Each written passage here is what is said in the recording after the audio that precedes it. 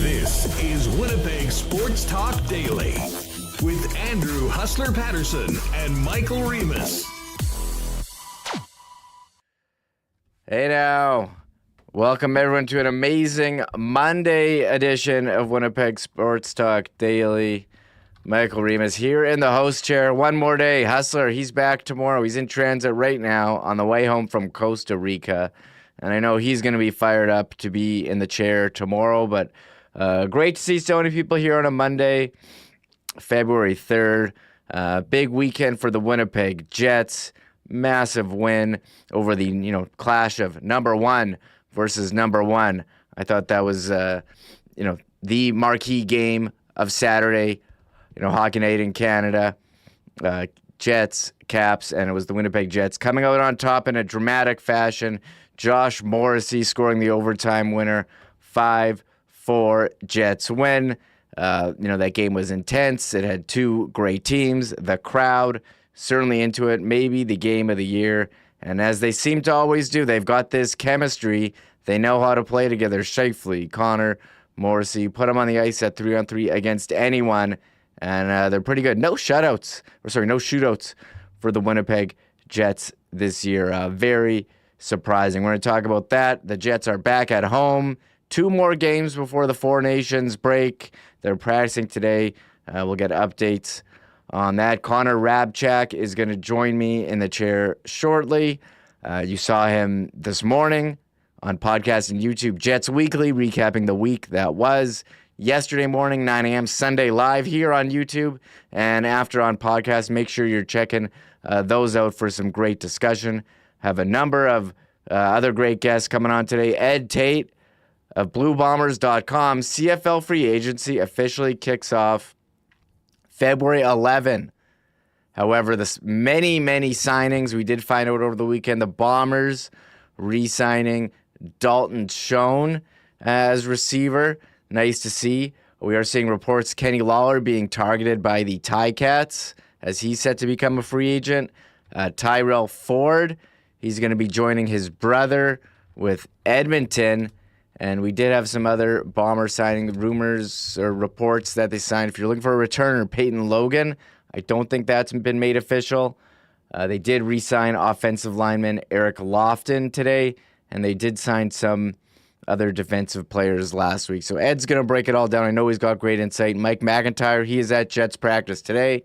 We'll touch on the weekend that was and the games ahead. Some big game tomorrow night here against Carolina. It doesn't get any easier after playing Washington. And Friday is the Winnipeg Sports Talk game against the Islanders, who just found out Matt Barzal out indefinitely for them.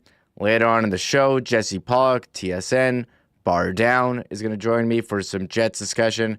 Might be a bit of a Jets love fest, knowing Jesse, but also touching on some of the great content he is doing with BarDown. And I want to say it was the biggest trade of the weekend with the JT Miller trade on Friday, but the Luka Doncic trade, maybe the trade of the century there late Saturday night. But Jeff Paterson, he's with Canucks Army, rink-wide post-game podcast, and Sekeres Price. I'll talk with Jeff Paterson about JT Miller, his legacy in Vancouver, the trade. Him and Paterson, they just couldn't get along. They couldn't figure it out. Apparently not.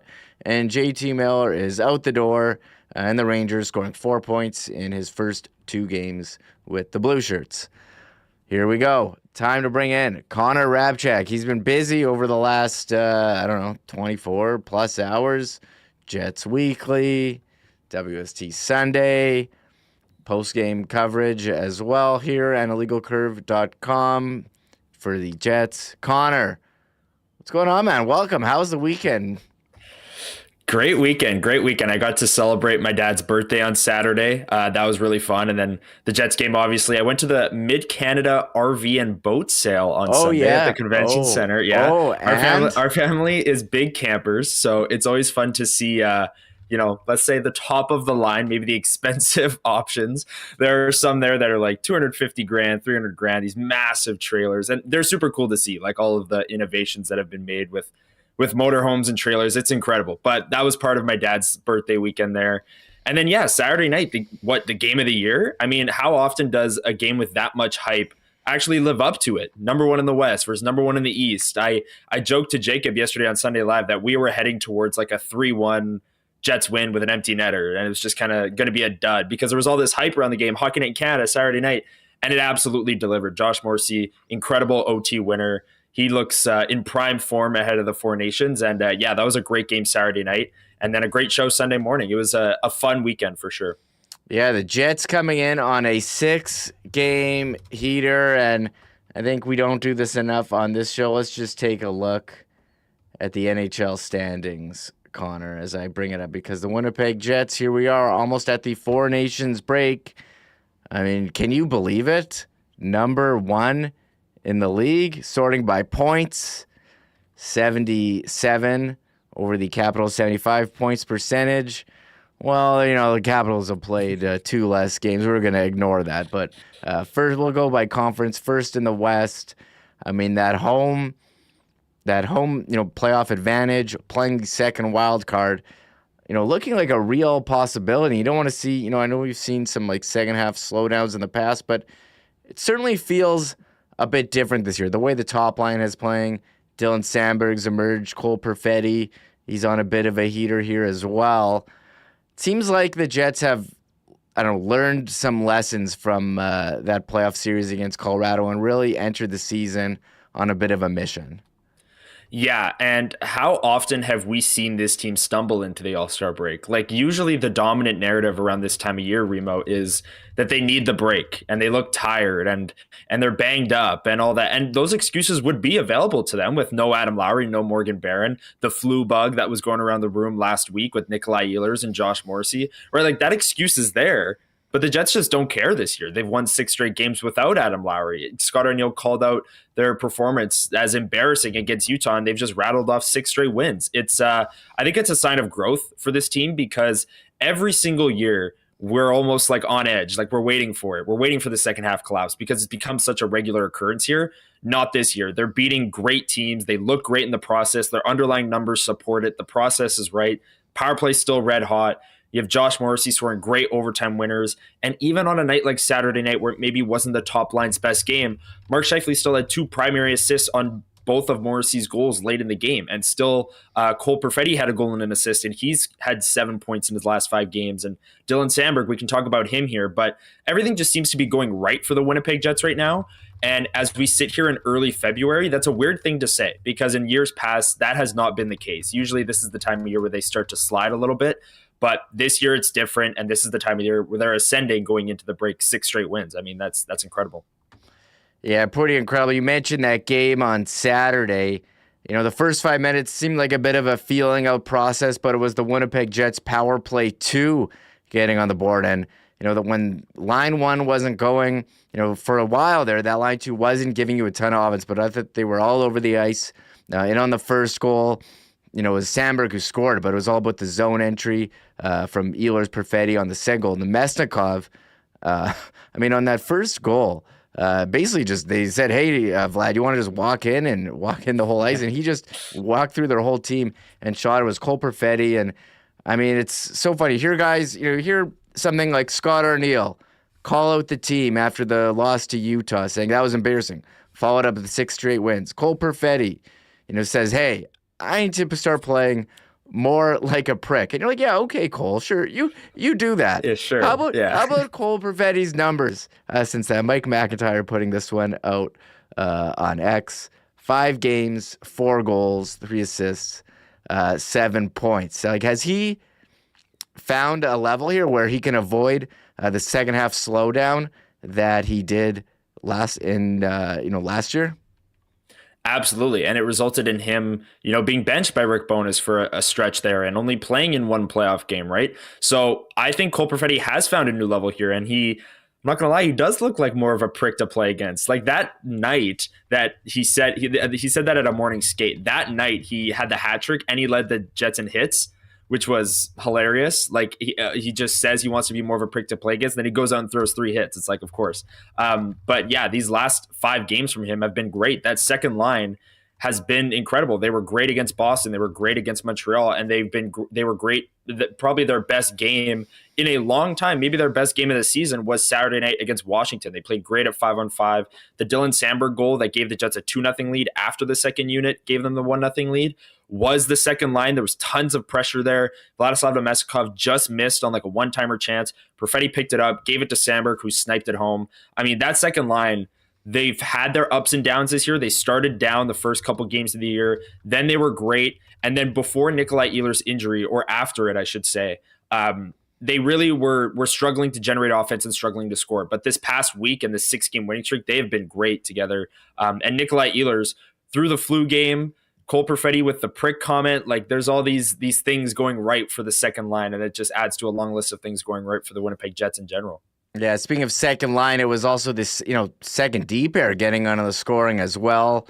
Dylan Samberg, has he found some offensive touch here? Going back to that loss against Utah, he's got 5 points in his last 7 games. Neil Pionk as well with the shot that was deflected by Iafallo. The difference between Neil Pionk with Samberg and without is incredible. And, Dylan Samberg, I know you mentioned this, keeps, he's an RFA after this season.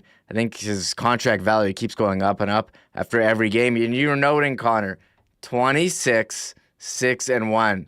The Winnipeg Jets are with Samberg in the lineup. And it's clearly all about number 54 in those wins. Yeah, it's all him. It's all him, yeah. Yeah. Putting them on his back. But I mean, what is he? I mean, we talked about this on Friday, but I mean, what can you say? Like, this team is in first place. Everyone's having career years. It's going pretty well.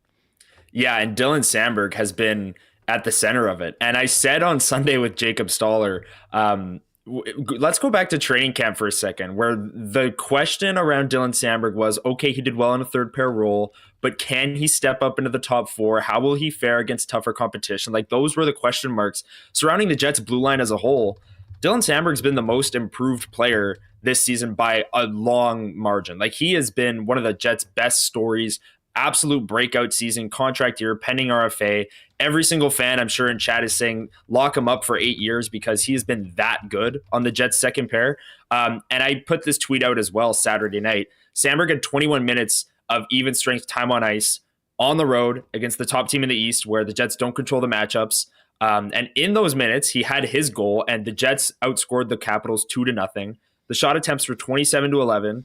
The shots were 14-7. The scoring chances 13-3, and the expected goals percentage was 82%. With Samberg on the ice, on the road against the top team in the East, where they don't control the matchups. So, I mean, like, what more can you say about Dylan Samberg? I don't think anyone could have predicted this before the season, that he would be this effective, because he has been like a high-end second pair defenseman. And he's earning himself a lot of money on his next contract this offseason. Yeah, we'll be following that. Well, we've said enough about the game. Let's hear from Winnipeg Jets head coach Scott Arniel on Saturday's win. Yeah, obviously really liked our first. Came out great. Second period looked a little too casual.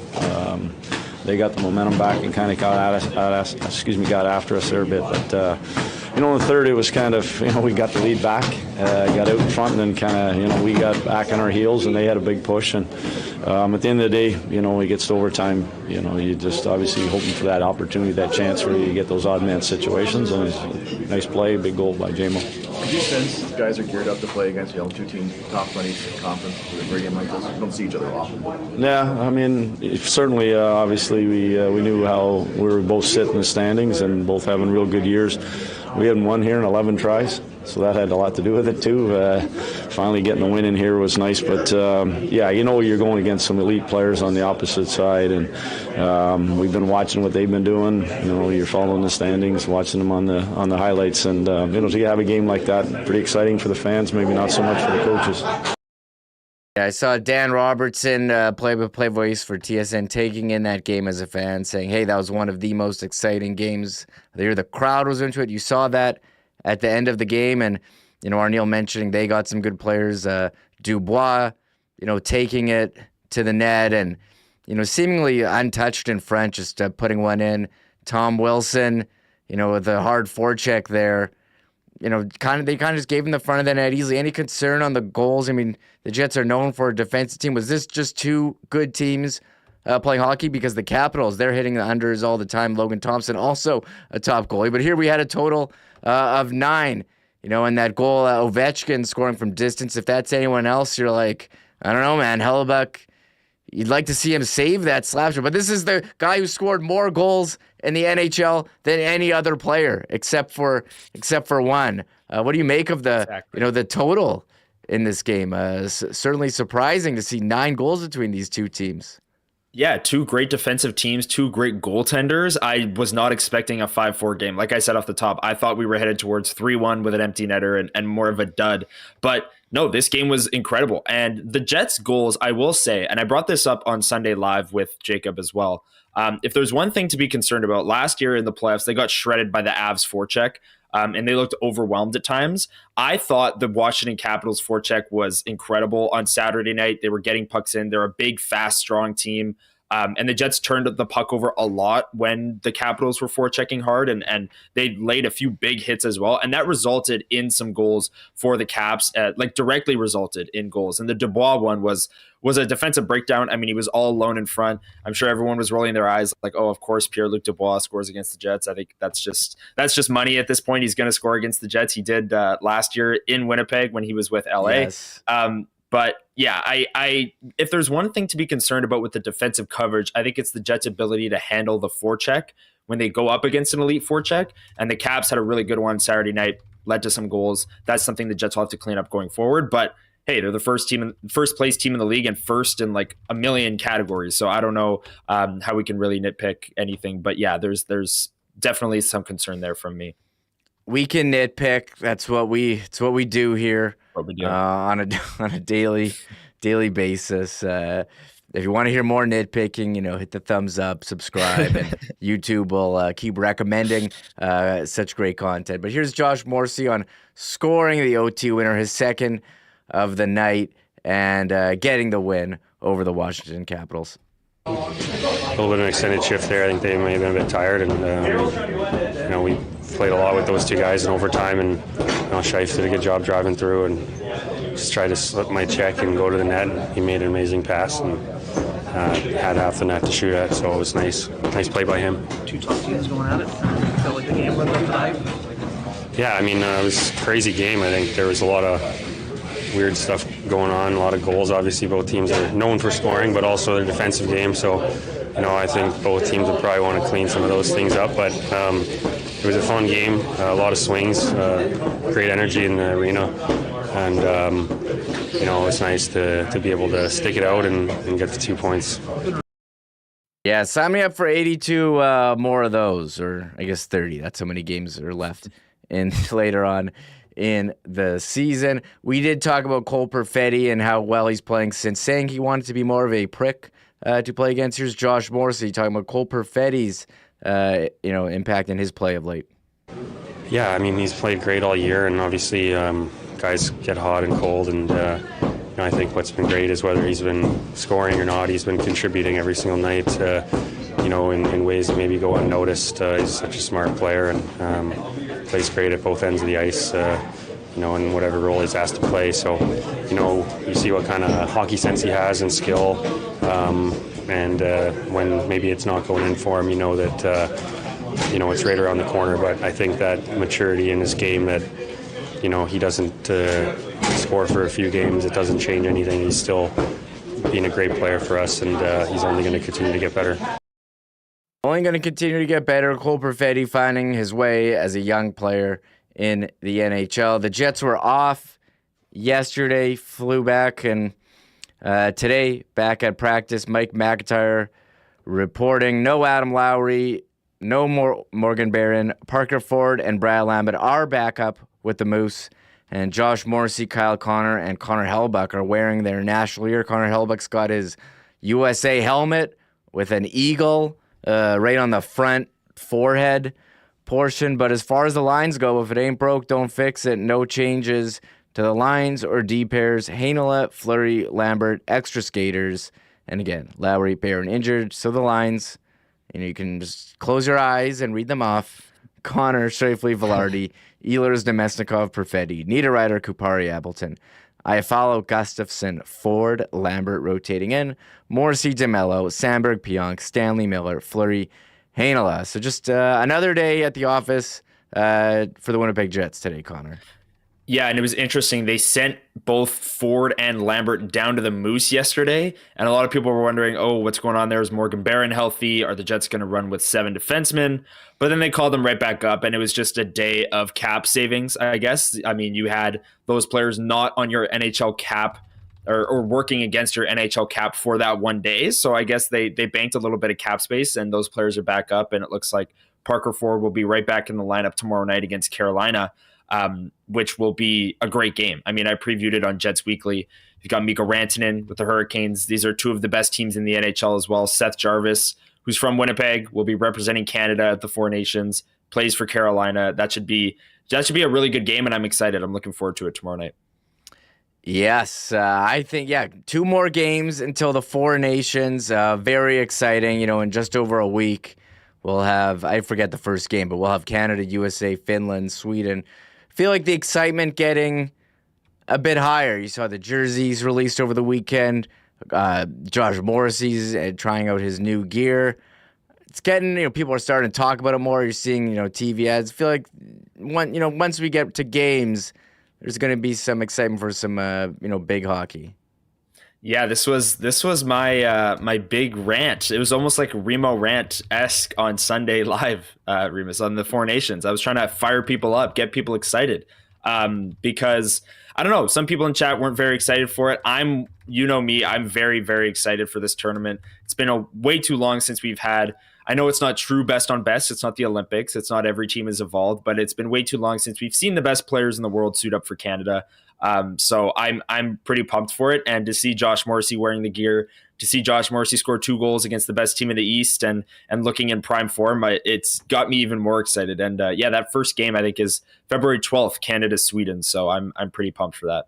Canada, Sweden. There we go. And as far as NHL news, we're going to get to the Bombers signing CFL Free Agency. Picking up, we did have a big trade on Friday. It was the first trade of the weekend. JT Miller on his way to the Rangers from Vancouver. Philip Hedl and a first-round pick were the key pieces in that.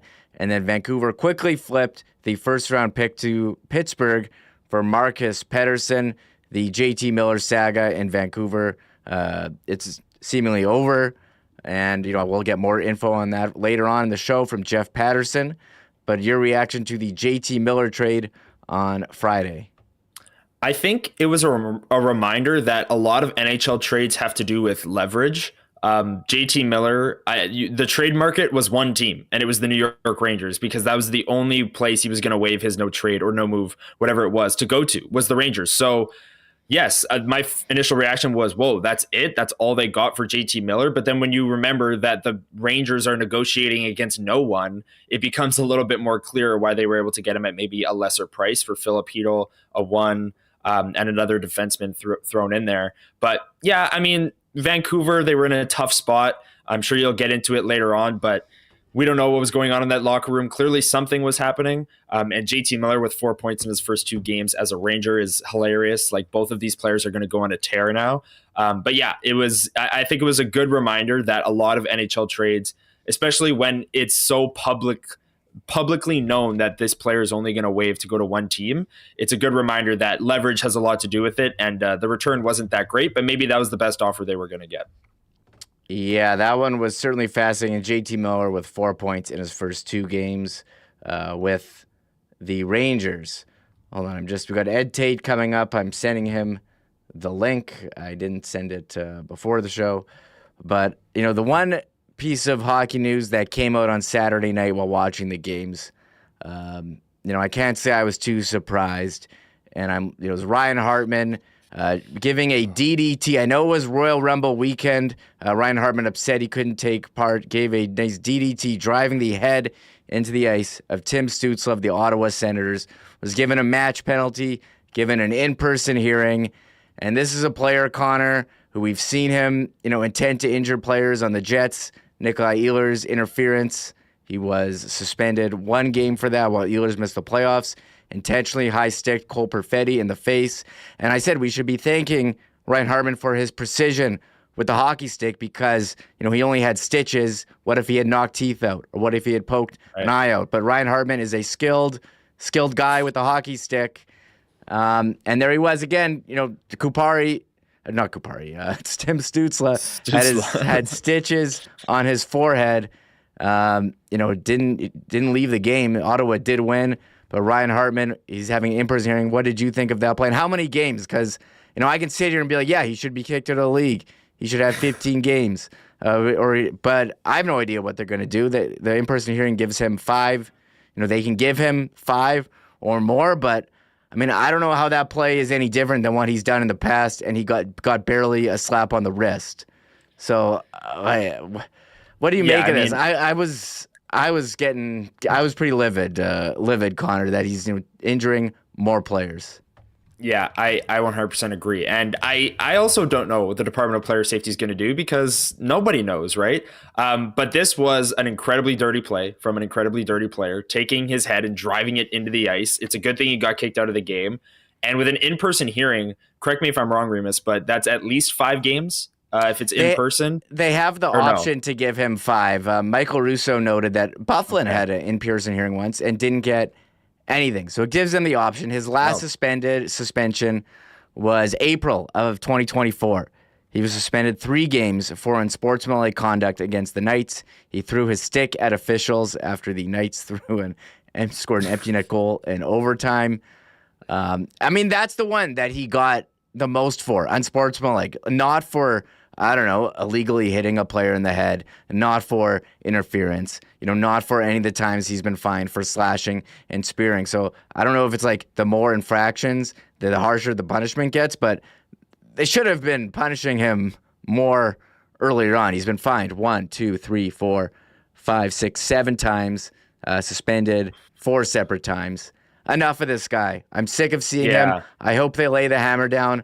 But I don't know. Kupari was fine. Sometimes they just suspend based on the results, not the action. I know this is unite. This is in a world where everyone is divided. All hockey fans united against wanting to see him get major games here. Exactly. I guessed on Sunday Live 8 games. But again, I don't know. I don't know. What I would do is I'm with you. If I was in part of the Department of Player Safety, I'd lay the hammer down. But I think 7, maybe 8 games, and maybe I'm putting too much faith in Department of Player Safety. He grabbed his head and drove it into the ice. That should be north of 5 games without a doubt in my mind. So yeah, nothing new from Ryan Hartman. I was not shocked to see that he had yet another dirty play that was filling my timeline on Saturday. It'll be interesting to see how the Department of Player Safety handles this because a lot of eyes are on it. And Ryan Hartman, a repeat offender, if his last infraction was April of 2024, and has a long history of breaking rules like you just outlined there. So I'm expecting north of 5 games, maybe in that 8 to 10 range, but maybe that's too much faith in the Department of Player Safety. I don't know. Yeah, I would love to see lengthy suspension, but I'm not holding my breath. I joked on Twitter, was Stützle even hurt? He just had stitches. He came back. He was fine. So what, did he really even do anything then? What's the problem? And they gave him a match penalty. He already served a game from the match penalty. And right? April, that was so long ago, Connor. That was last season. I don't even think he's a repeat offender now because I'm sure there's some loophole where they can say that he's not because that's what we've seen. They haven't laid the hammer down when I'm sure, I don't know if the Jets are calling them up and saying, you guys could have done something. He could have intentionally stick Perfetti in the face. Gave Ehlers a serious upper body injury on a needless interference. So we'll see what happens. We're glued to it. I'm fired up about it. I'd like to see a lot of games, but you never know. So spin the wheel. Spin the wheel. Spin the wheel. Anyway, we're going to be joined by Ed Tait in a second. Connor, thanks so much for coming on. Look forward to chopping it up with you toward the end of the show. Yeah, see you later in the show. Thanks. There is Connor Hrabchak. Follow him on X, Connor Hrabchak1. Everybody's on Blue Sky, Threads, Instagram, all the things, all the social medias. You can follow us on every social media, Sports Talk WPG podcast as well. It's coming out right after. Here, we're going to talk Bombers CFL Free Agency, February 11, but so many signings to get caught up on. We'll get to Ed Tait in a second, but first, here is Hustler. Do you want to thank the great people over at Rollies Transfer for their support of Winnipeg Sports Talk. Keep an eye out on the roads. The new Rollies WST truck is out helping Winnipeggers move to their next destination. Hey, Rollies is family owned and operated and has become the most trusted name in moving in Manitoba over the last 60 years in business. If you've got a move coming up in 2025, get the white glove treatment from Rollies and get a great deal for being a WST listener. Head on over to their website, click on request an estimate in the top right corner and put in the promo code WST for a special discount on moving services and moving supplies, and let them know when you're moving, where you got to go, and what needs to come with you. And the friendly staff at Rollies will turn it around quickly, get you a great quote, and get you locked in to make that next move for you and your family in 2025. Moving this year, get the white glove treatment from Rollies. Find out more, request an estimate today over at rollies.com. A nice break in the weather today. It's actually gorgeous outside. It was brutal the last few days, and bad news, we're going to get right back to it, which means this is your chance to make sure that you're not on the side of the road calling one of your buddies for a boost or CAA. Make sure that you're ready for what's to come in the next few months in the teeth of Winnipeg winter. And that would be going down to Manitoba Battery, making sure your battery is great. You can get free testing at either Logan Avenue or Dovercourt Drive. And if you need a new battery for your car or your truck, shop local, get the best prices in town, and heck, the best service as well.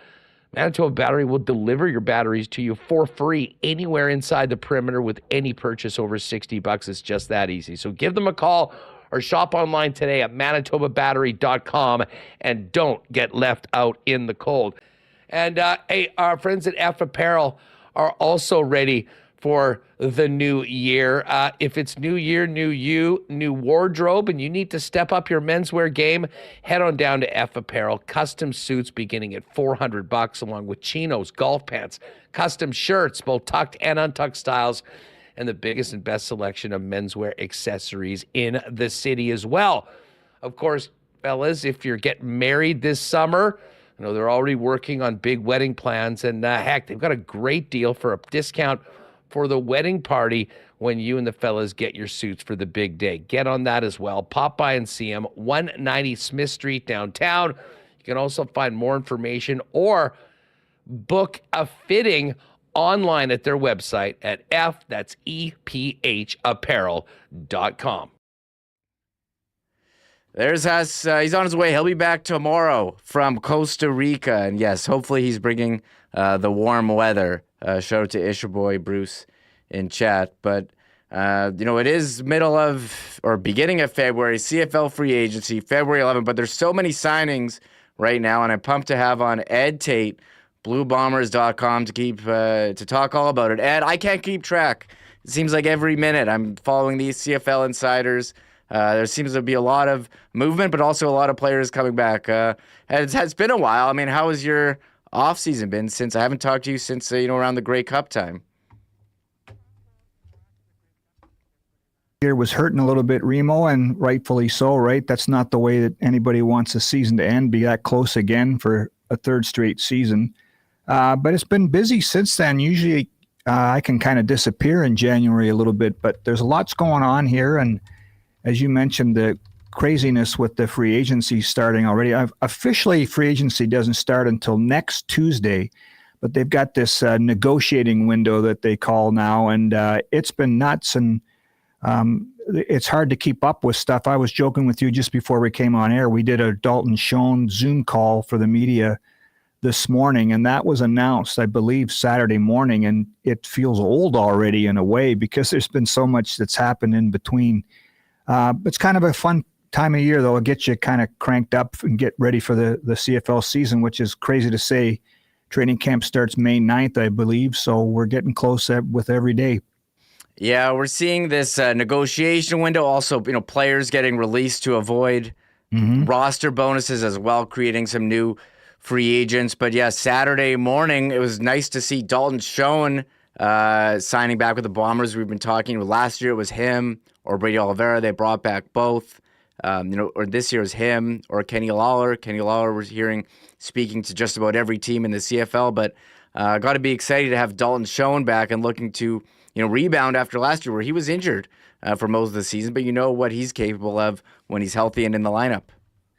I think he's a difference maker, and you could make the case before he got hurt last year. He might have been the best or top 3 receiver in the league based on his numbers, that's for sure. He spoke on the Zoom call today, Remo, about taking kind of a prove-it deal. So he took less money this year because he only played in 2.5 games last year before he blew his knee out. So I don't think he had as much negotiating power as he would have hoped. That's why he only signed a 1-year deal too. So he's hoping to go off again this year, put up those numbers like he did in 22 and 23, and then he can write his own ticket for the 2026 season. But this league, you kind of live in the here and now rate in this league, and I think the Bombers are all in for right now, and you worry about 2026 after this season. So I think that's what Dalton Schoen's doing too. It's a big addition for them, and if I don't think it's official until it's official. So I don't think they've given up on still talking to Kenny Lawler and hoping that they could get him back right now. But as you said, he'd be a popular name on getting a lot of texts and phone calls right now, I'm sure, from around the league. Yeah, Kenny Lawler, reports, I think Farhan Lalji of TSN reporting that Hamilton focused on him. Hamilton did sign another former Bomber, and the Bombers receiving group will look a bit different this year. No Drew Wolitarsky. They did sign Dylan Mitchell early in free agency, and we'll have to wait and see on Kenny Lawler. What do you make of how the Bombers receiving group might look now as the dust is kind of settling here? Well, and the other name too, Remo, is Ontario Wilson. Pokey Wilson signed with the New York Jets. So even if he was to get cut by the Jets, I'm not sure he'd come back right away. But you're looking at September, and that's 10, 12 games into the CFL season. So you take Drew Wolitarsky out, you take Ontario Wilson out, possibly Kenny Lawler. That's a big change. But you get Dalton Schoen back from last year, and Carrick Wheatfall, I thought, showed some flashes last year. Of course, Nick Dembski led the team in receiving. So and Kevin Sklercius came on. That's one of the reasons that Drew Wolitarsky was released. They really like the young Canadian guy who's big and physical and got mammoth hands and showed some flashes in his game last year. So there's still some pieces there. The funny thing about free agency is that everybody gets all excited about, like, Edmonton's loading up, right? They've done a great job, Ed Hervey, the new GM, on fixing a lot of their problems and adding pieces, including the reports are Terrell Ford from the Bombers here, who will go play with his twin brother. But you don't win the Grey Cup in February. You don't win in free agency. You can certainly help yourself, and I think Edmonton's done that. But, I look at the Bombers and what they've done. You touched on Dylan Mitchell. They added Jonathan Jones, a linebacker from Toronto last week. James Vaughters, a defensive end from Calgary. They'll help with the front six of this defense. And then you just re-sign a lot of your guys. That's what this team has done in the last little while. When you're close like this, you concentrate on what you have. No team has won more games since 2019 than the Blue Bombers, and they've already re-signed 12 guys since last year. And I think that's sort of the way they do things around here. And there's still a real good base, so don't get excited all the time about what other teams are doing. Just to, take a look at the Bombers roster again and remind yourself that it was a pretty stacked team to begin with. Yeah, I think the continuity for the Bombers over the last couple of years has been key in getting them to 5 straight Grey Cups. And we talk so much in hockey, like crowning, we crowned Nashville the offseason champions one year. We've crowned the Jets, Ottawa, Dallas. It usually doesn't happen that fast, and the continuity with the Bombers and the Jets here, I think, has led to a lot of success. One player they did re-sign, Eric Lofton, on offensive line, although we're waiting to hear about Liam Dobson, who's a free agent. but have to be happy about how the O-line is shaping up to protect Zach Collaros. Yeah, you're right. Eric Lofton was announced earlier today, started all the games last year at right tackle. They already re-signed this year, since the end of the season, Stanley Bryant and Pat Neufeld. The thing about Liam Dobson, he was a West Division All-Star at that left guard spot. But when a Canadian gets this close to free agency and hasn't been re-signed, I'd start to worry about that one a little bit. I know that they really like Gabe Wallace, one of their draft picks from last year. He's a massive human being. He might be able to fill in at guard too. Eli is back too. And they also had Kendall Randolph played some games at both guard and tackle. And it's not out of the realm of possibility that you could go with 3 Americans up front if you had to on your offensive line instead of 2. So that's something that, gets settled during training camp. But I think they still like their pieces there, even if they weren't able to get Liam Dobson back. They're also not coming back. Tyrell Ford, you mentioned, signing with Edmonton to be with his brother. How big of a loss is that? Because I know you mentioned on X, this maybe will give them more of a traditional ratio as well. And we've seen, the Bombers, are they able to find American cornerbacks? You've seen Dietrich Nichols and DeAndre Alford, that one, the one winter where they worked out like 20 plus guys or something. So it seems like, a position they'll be able to, they're confident they'll be able to find a replacement and the guys that they have in-house as well. Right. So on the Ford thing, Remo, we're talking about a CFL All-Star last year, a ball hawk, a guy that really, really shone, right? So it's not easy to replace a corner of that quality. And when he's Canadian, it's like a double whammy because he's a ratio breaker. But this team did play 8 Canadians last year, so you could go American there and not feel the sting of losing a starting Canadian as much. You've rattled off a bunch of names, and Terrell Bonds last year was a guy that nobody knew about at this time last year, and then started every game at corner last year and turned out to be a good one. So that there's just a certain price point that this team has for its secondary and even for Canadians. And Terrell Ford got paid, and he wanted to go with his brother and to play with his brother. So good for him. It's a solid move for him, a solid move by Edmonton. But with the Bombers trying to keep as much of this team intact, there's just a point where a guy prices himself out of a return. And I think that's what happened with him and going to Edmonton. To see, I see a lot of hype for Edmonton, what they've done with the new ownership, new management. Will be interesting to see how it translates on the field. I see people in chat asking, Ed, we still don't have an offensive coordinator for the Blue Bombers. Do you have any insight on who's going to be calling the plays here on offense?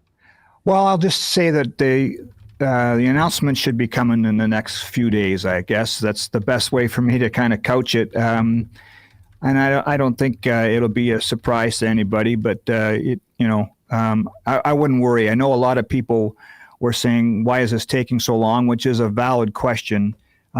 When Coach O'Shea was at the American Coaches Conference earlier in January, he was asked about whether they needed to have an OC in place before free agency. Maybe that's a nugget, or maybe that's a determining factor for someone new coming here or staying here. Maybe they wanted to know who the OC was, and he kind of downplayed it a little bit. And so, a guy like Dalton Schoen re-signed without necessarily knowing who the offensive coordinator is. And, Dylan Mitchell's come here without knowing who the offensive coordinator is. So it'll get taken care of. And, some people are panicking, like, believe me, the Bombers will have an offensive coordinator when the season starts. There will be somebody calling plays. So don't fret, Bomber Nation. It'll get done. Hey, well, I talked to John Hodge last week, who referenced a Kyle Walters quote from the GM's meeting, saying, "Hey, guys, it doesn't really hurt them in free agency. Guys are looking at the dollar amount on the contract. That's kind of what it's about for some of them." But we did see reports yesterday. Dan Ralph, Canadian Press, reporting the Bombers have agreed to terms with Peyton Logan. It hasn't been made official yet, but he's expected to sign a 2-year contract. Returning is something we've talked about a lot, but what have you seen from him in his time in the league if he were, if what we expect to happen does happen. Yeah, dynamic player as a returner and kind of an underrated running back. Nice skill set. He'd give some depth to Brady Oliveira. And, last year, the Janarian Grant thing, it took forever to kind of get an answer from him. And then by the time he signed with Toronto, it was the Bombers had already loaded up on returners to bring in, the candidates to bring in and to take a look at that spot. And as we know, it became a bit of a problem area last year, and that's why Lucky Whitehead was brought in after the fact. I just, I'm not sure that the team didn't learn from that a little bit in the offseason and didn't want the mystery of who their return guy was going to be going into training camp. And so if they get a Peyton Logan, I think that it gives you some stability at that position. In this league, the punt return and kick return numbers, if it's one guy handling it, that's a lot of touches. It's not like the NFL. And so that candidate, that person is going to be very busy. And I don't think that you can just fly a bunch of guys in and pick the best guy. You need someone that understands the importance of the no yards rule and not letting a kick bounce and all the little intricacies of how to return in this game. And so a veteran guy would be very important. And I think that's an area that the Bombers targeted. Janarian Grant re-signed with Toronto on the weekend. I know a lot of people were hoping that he would come back to Winnipeg. It's not surprising to me he stayed in Toronto. So, if it's Peyton Logan, that's a good ad for this team because it was a bit of a mystery for a lot of last year. I thought Lucky Whitehead did a capable job, but you'd like to have a home run threat back there. Looking at the Bombers Twitter account for news and stuff, but I do see they just announced a couple concerts this summer at the Princess Auto Stadium. We haven't had, a big concert in a while. I see Def Leppard and Jason Aldean headlining. So certainly some exciting news for music fans in the city. But you look around CFL free agency, is there a team that has stood out to you so far that can challenge the Bombers for either, the West or, be competition when it comes to, being here in the Grey Cup game? It is in Winnipeg this year, so certainly exciting season for them. Well, I think a lot of teams, add pieces at this time of year, Remo. I mean, again, Edmonton's, it's because of the volume of additions they've made that they jump out right away.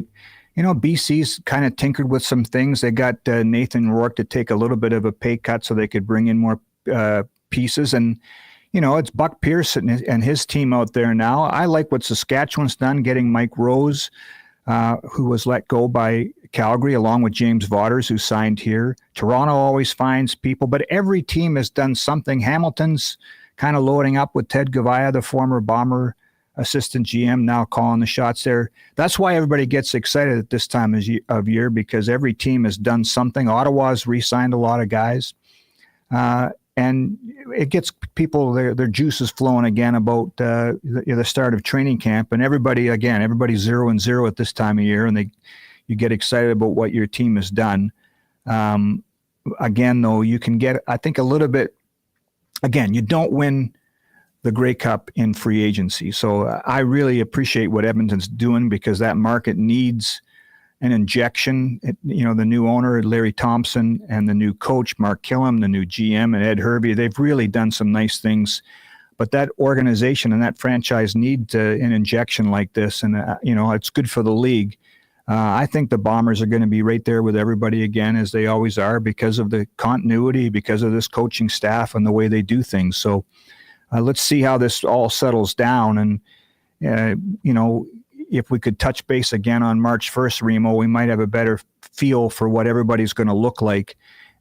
Because there's always, after free agency opens too, there's always a guy or two that gets signed in that week or two after the market opens that you think, wow, that guy was still available, or he becomes available and a team adds it on. And by the time November rolls around, you're looking back and saying, boy, that signing came 10 days into free agency, and that was the biggest one of the offseason. So we'll check in again on March 1st or so and see where this team is at compared to everybody else.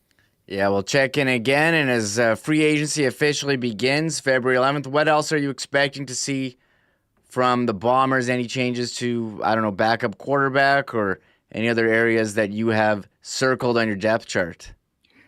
I know they like Jake Dolegala, who they picked up last year and came in, and Terry Wilson, who was the number 2 for a lot of last year. But Danny McManus. That's one thing Danny McManus does is he's a former quarterback, a Hall of Fame quarterback. They'll have a couple of prospects in here, and I know people are thinking about what's the succession plan for after Zach Collaros, and that's a fair question. They'll hopefully find 2 or 3 prospects that they could bring into camp. I'm not sure that they're going to add a veteran guy. I think Ottawa added Matthew Schultz yesterday, so that's not the kind of guy that moves the needle at all for me. No offense to him, but if you're bringing him in, he's just for depth. I think what this team needs is to find a future star somehow, a young guy that they can maybe say, hey, that might be our succession plan right there. But that's the kind of thing that might happen between now and May because Darren Granger, a guy that they did like, has retired. And he came in last year, got hurt in the preseason. They brought him back in the fall and when the practice roster expanded, but he's decided to quit. So I'm sure there's other guys like that out there. I know there's other guys like that out there, and I trust Danny McManus to find a potential star or 2. Perfect. Well, Ed, we're looking forward to seeing how it shakes out for the blue and gold. We've got the schedule. We've got some signings, and hey, it's February. I'm starting to do my summer plans here. I know a lot of that will be including the Blue Bombers all the way to the Grey Cup here. Well, you hope that they're in the game, but the Grey Cup will be here either way in November. Ed, it's always great talking to you. Love your new setup there at the Blue Bombers office. And what's next? When's the next episode of The Huddle on the Blue Bombers YouTube? That's a great question. We were trying to plan that out for next week around free agency. The market opens on Tuesday. We used to have our show every Tuesday. We might push it till later in the week if we can have one, just to see if once the smoke clears a little bit, to get a better picture, the lay of the land. So stay tuned on that. We'll keep you posted, but we're hoping to have one next week. Perfect. Check them out here on YouTube, Winnipeg Blue Bombers at WPG Blue Bombers CFL. Ed, thanks again. Hopefully we can catch up in the near future. Really appreciate you taking the time to join me here today on Winnipeg Sports Talk. Appreciate you, Michael. Have a good day, man. Thanks. Yeah, you too. Enjoy it. Yeah, keeping track with all the signings. There's so many. I'm refreshing Farhan's on it.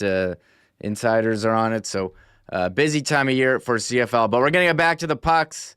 Winnipeg Jets are in first place. They did practice today. Mike McIntyre was there at Iceplex.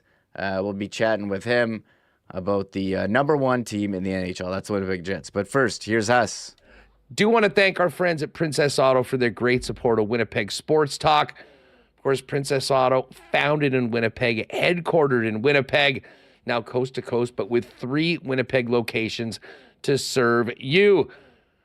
Princess Auto is where you'll find the best deals on the most unique assortment of tools and equipment around. Everything you need to complete those projects on your list or start something new is at Princess Auto. Pop down to the location on Panet Road, Portage Avenue West, or for the folks in Westmount in Brandon, and check it all out for you. And of course, you can get working 24/7, 365 on those ideas by checking out the Princess Auto website and shopping online as well. Be a minute before we're at Princess Auto Stadium, but we've got that Bomber schedule, so we'll count down to the days. And in the meantime, pop by your local Princess Auto today. Got to give a big cheers to our friends at Canadian Club, Canada's favorite Canadian whiskey. Speaking of Princess Auto Stadium, Canadian Club, of course, is the official spirit of the Winnipeg Blue Bombers. Looking forward to seeing and cheersing many of you in the north end of the stadium at some point next year. But in the meantime, 12 months a year, Canadian Club is Canada's favorite original Canadian whiskey since 1848. Pop by your local Manitoba liquor marts and look for the Canadian Club display featuring Canadian Club Classic, Canadian Club 100% Rye and more. And when you're popping by your local beer store, keep your eyes out for Canadian Club and Ginger Ale, pre-mixed cocktails in cans available at vendors throughout the city. Also want to thank our friends at Wallace & Wallace for their great support of Winnipeg Sports Talk. Of course, Wallace & Wallace has been the fencing and overhead door specialists and leaders since 1946, serving both commercial and residential customers. If your property needs the security and protection of a new fence, Wallace & Wallace has every kind you could possibly need. Vinyl, ornamental, welded wire, chain link, or wood fences. And if in 2025 you might be thinking of a new overhead garage door for your home, talk to the gang at Wallace & Wallace. They have Winnipeg's largest selection of overhead garage doors, which means they'll have one to perfectly match your home and look great and add value to your home as well. Give Wallace & Wallace a call, 452-2700.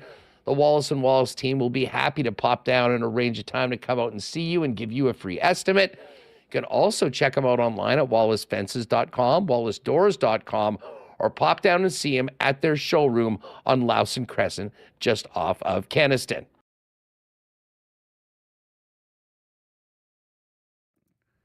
There's Hustler. He's back tomorrow. Can't wait to hear all about his trip in Costa Rica. I know he did some zip lining, some poker playing, so he's going to be fired up. We're going to be getting fired up for Jets and Carolina. And one guy who's at Winnipeg Jets practice today as they prepare for those Carolina Hurricanes tomorrow, which will be another excellent game. Mike McIntyre. Mike, how's it going? Everything seems to be all roses in Jetsland, right? Winners of 6 straight. You know, I don't know, this road trip I thought got off to a rocky start with the first period in Montreal. Yeah. Scott Arniel, called them out the week before against Utah. I thought they were slipping, but doesn't seem like there's going to be a second half slide, at least not at this point, for the Winnipeg Jets, who continue to put up impressive numbers across the board. Yeah, you know, it used to be a 6-game winning streak would be like something pretty significant, and yet, Remo, you may have the number, but I believe this is now 4 times already this year that the Jets have rattled off at least 6 straight wins. And again, they still have a third of the season left. So when you've had 4 6-game or longer winning streaks, you are certainly doing something right more often than not. And yeah, I mean, I just thought the Jets got better as that road trip went on. I would say that first period on Saturday night in Washington, when you consider the opponent, when you consider that, you know, the Jets, they had every reason to be pretty comfortable at that point, right? They just won big in Boston. They had won 5 in a row. You know, at that point, no matter what happens in Washington, you're coming home with a winning road trip because you're 2-0. You know, that's a game where I think a lot of teams would get a little comfortable. And the Jets came out in that first period, certainly, and they played like their lives depended on it. And, you know, Washington's a very good team, so you expected that they were going to have some pushback as the game went on. And for my money, Remo, that was maybe the game of the year. That in terms of like entertainment value, excitement, that was tremendous hockey between 2 really good teams. And sign me up for 7 more of those in June. Of course, if Washington and Winnipeg are playing in the playoffs, it has to be the Stanley Cup final, given that they are in opposing conferences. And as we sit here today, why not Winnipeg and Washington? They're the number 1 teams in each conference, and they both put on a pretty impressive performance on Saturday night. Fitting that it went to overtime. That game deserved some bonus hockey, and yeah, that was a good one. And I'm not trying to sell tickets for the Jets here, but folks, mark March 25th down on your calendars, because that's when the Capitals are back in town for their annual visit. And not just the fact that they still could be, you know, best in the East and best in the West at that point, but Alex Ovechkin might be even closer to breaking the record. The goal the other night against the Jets brings him one step closer, and we'll see if he can go on maybe a bit of a heater here over the next 6 or 7 weeks before the Capitals come to Winnipeg. But yeah, I mean, I'm just thoroughly impressed with this Winnipeg team. And the fact that they have done this without their on-ice and off-ice leader, like they're 6-0 without their captain. And no, Adam Lowry's not the most talented player on the Jets, so taking him out of the lineup, you still obviously have a lot of scoring threats. But I dare say go through any NHL team in the league, remove the captain for 6 games, and then, the schedule the Jets have had with some road games and some tough tests, Colorado, right after Lowry gets hurt, Boston, Washington, they have reeled off some impressive victories in some tough circumstances. And I think that really just speaks volumes about what this team is this year. Yeah, you've seen some players step up in his absence. Kupari and Gustafsson down the middle. Nemestikov has had some nice games. And how about Cole Perfetti? You noted that since he said he needs to start being a prick on the ice, 7 points in 5 games, had a big goal kicking off the scoring on Saturday. Feel like it's starting to click for Cole, or is this just another one of his hot streaks? Yeah, I mean, he is a player who we've seen him have streaks before, and then, he goes all too quiet for all too long. I don't know. There's just something about this feels a little different to me because maybe it's that self-awareness, the fact that he, said what he said about other ways he can contribute. And he's a very thoughtful young man. I mean, anybody who's heard him speak knows that, I think. And he's the first to admit that certainly in the past, even as recently as a year ago, he would not have handled this the same way that he's handled it this year. Some adversity, some tough times. And, I wonder, Remo, and I asked Vlad Nemestikov about this at practice today. It strikes me that Vlad Nemestikov is probably rubbing off on Cole Perfetti in a real positive way. Vlad Nemestikov is a player who plays like a bit of a, quote, prick, and finds ways to contribute that don't always reflect on the score sheet. I said to Vlad this morning, when Cole Perfetti said what he said, he could have been talking about you in terms of the way you play. And Vlad Nemestikov agreed that he's seen, some real changes with Cole Perfetti in terms of his approach and his mindset. And look, such a huge part of this game is between the ears, right? Yes, there's the physical part of hockey, but what goes on in your head can sometimes be your biggest opponent. And I think Cole Perfetti is really starting to figure it out, and the Jets are better for it. And yeah, that second line, they had a great road trip. They really did. And if anything, they're a little snake bit. They've been producing, but my goodness, they could have had a few more the other night. It just seemed like every time they were on the ice, good things were happening.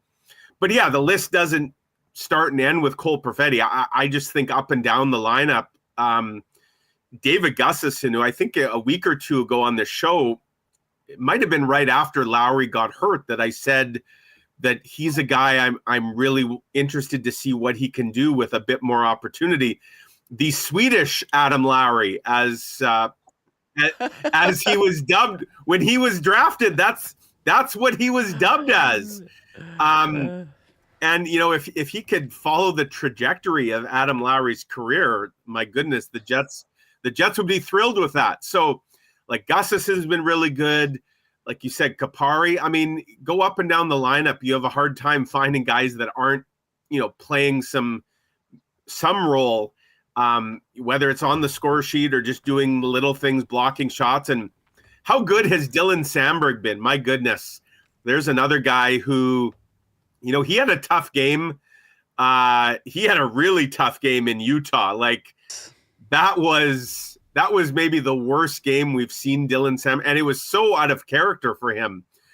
But my goodness, has he ever responded to that? And if he can start to add a little bit of offense, and he's finding great times to jump into the play. Part of it is the environment the Jets have and the system. They want their D very active. And we've seen other D, Brendan Dillon last year, Dylan DeMello, guys have career years. I'll tell you who's not unhappy to see Dylan Samberg adding a little more offense, his agent, because if that's the one thing that would maybe keep his AAV down, would be that he doesn't produce a lot of offense. But if he has that as well in his toolkit, it's a good thing the salary cap is going up, because the Jets might need it when it comes to Samberg and some of their other players. Yeah, I was going to get to the salary cap increase and how it'll affect the Jets, shortly in this conversation, but wanted to touch on today's practice. Feels like Four Nations fever is hitting the Jets. Morrissey wearing his pants. You're posting pictures here of Connor Hrabchak's. It's a pretty sweet-looking mask, a big bald eagle. Now, I know I had somebody on social media say they don't understand why Hrabchak is flaunting his mask at this time, given what's going on in the world. First of all, folks, he's not flaunting it. He was wearing it at practice because, like all goaltenders, you want to get used to a new piece of equipment. This wasn't a case where he wrapped himself in an American flag and was doing laps on the ice. He's wearing his helmet that he's going to wear to represent his country, and it's a beautiful looking helmet for sure. He wasn't interesting. I thought he might be breaking in some new pads today as well as some of the other goaltenders who are playing in that tournament have, but he was not. And so I don't know. Yeah, there's the helmet sitting in his stall, and there's the above view. You see the bald eagle. So I don't know what the pad situation is, because goalies are very finicky about their pads. But yeah, guys were breaking in their pants, and it's an interesting time for the Jets, isn't it? Because they just finished a stretch. That game in Washington was 3 straight weeks of playing every other day, literally every other day. I think they played 10 times in 19 days. They're now in a stretch, very early in a stretch, where they're going to play 2 games over the next 20 days. There is a lot of downtime coming up, not so much for Hrabchak, Morrissey, and Kyle Connor, who will get 3 or 4 games in at the Four Nations. But even these 2 games this week are kind of spread out, right? They played Saturday. They flew home late Saturday night. They had the full day off yesterday. Practice today, play tomorrow, and then they don't play till Friday. So you'd expect the energy levels to be high for Winnipeg. And I do wonder, one of the things I'm writing about today is, you look at the standings right now, Remis. The Jets have played 54 games. There's no team in the NHL that's played more than Winnipeg. A few teams have also played 54. The Jets will be at 56 as of Friday. They only have 26 games left, and we're in early February. There are some teams right now that have played like 50, 51, 52. Those teams are going to have a much busier schedule coming out of the Four Nations break than Winnipeg. And that's where the Jets are really in a good spot. Like, not only have they absolutely made hay and built up a bit of a buffer now when it comes to first in the division, first in the conference, but they'll also get a little more rest than some of their opponents. And, some of those teams who are going to be pushing for playoff spots, which the Jets, they don't have to worry about that. They're going to be running on fumes by the time they get into late March and early April. And the Jets won't have to worry about that. Now, there's always the debate about, rest and rust.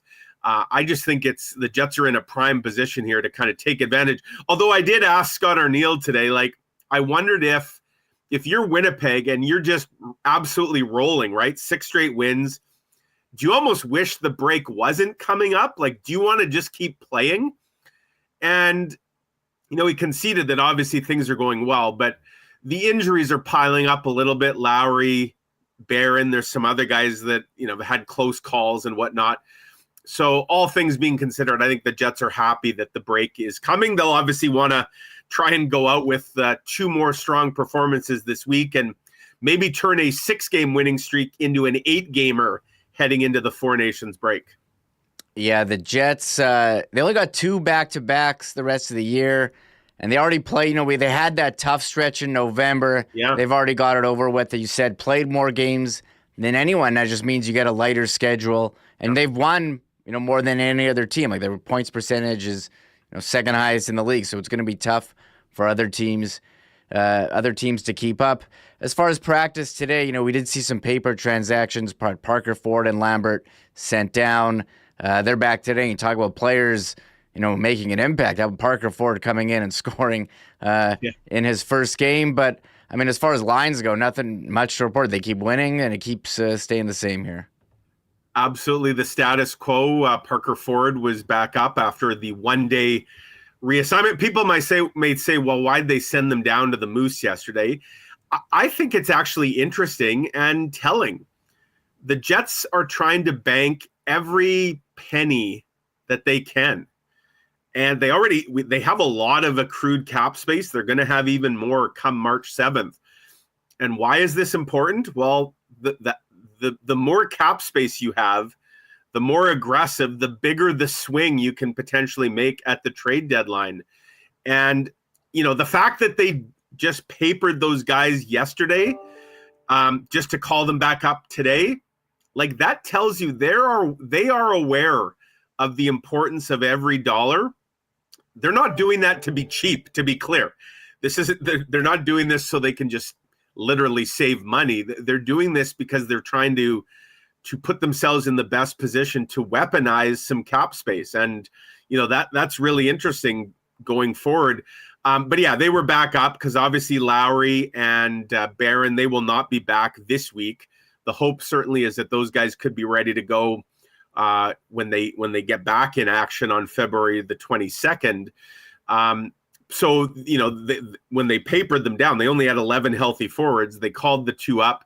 Looks like Brad Lambert will again be the healthy scratch at forward tomorrow. And Ville Heinola and Hayden Fleury will again be the healthy scratches on the blue line. And I know there's hand-rigging out there. At the risk of violating my own personal, I'm not going to talk about Logan Stanley rule. I know Scott Arniel said that there's going to be a rotation and all that. That was before they rattled off 6 straight wins. And whether you like it or not, and I know some don't like it, that's the reason. Scott Arniel's he's not going to make a change to the lineup at this point. Logan Stanley's in. I thought Stanley's been fine the last few games. Certainly the Jets have been trying to shelter him a little bit. And, they just got through a road trip where they went 3-0, played a couple of really good opponents, and, everything went fine. So, yeah, it looks like the same lineup. The one thing that'll be interesting to see here, Remo, is what they do with the goaltending situation. You mentioned only 2 back-to-backs. So what I believe Eric Comrie's now at 12 starts. So I figured 20 starts was probably the target at the beginning of the year. Like, you 82 games. Connor Hrabchak, we know he loves to play, but I figured something like 62 and 20 would be the breakdown. And, his 62 is going to be more like 65 or 66 when you factor in 4 Nations. I don't know if he'll play every game, but he'll probably play at least a couple, depending on what happens with the U.S. And then you want him fresh for the playoffs. And, the Jets, ideally, they want to play at least 16 playoff games because they want to win 16 playoff games this spring. So how do they get Eric Comrie to 20? They're at 12, and they have, 28 games left. Is Eric Comrie playing 8 of the final 28 when they only have, like you said, 2 back-to-back? So there's 2. Where are the other 6 starts coming? Well, this is just a guess. I think one of them is probably going to come on Friday. I would not be surprised if after tomorrow night, Carolina's a very good team. They're up there in the top 5 or 6 of win percentage as well. I suspect Connor Hrabchak gets the net tomorrow. I would not be surprised if the Jets then tell Connor Hrabchak, all right, put your feet up and don't worry about Friday. Just focus on the 4 Nations. I also wouldn't be surprised if coming out of the break, that 1 game road trip to St. Louis on the 22nd. I also wouldn't be surprised if Eric Comrie gets that game as well.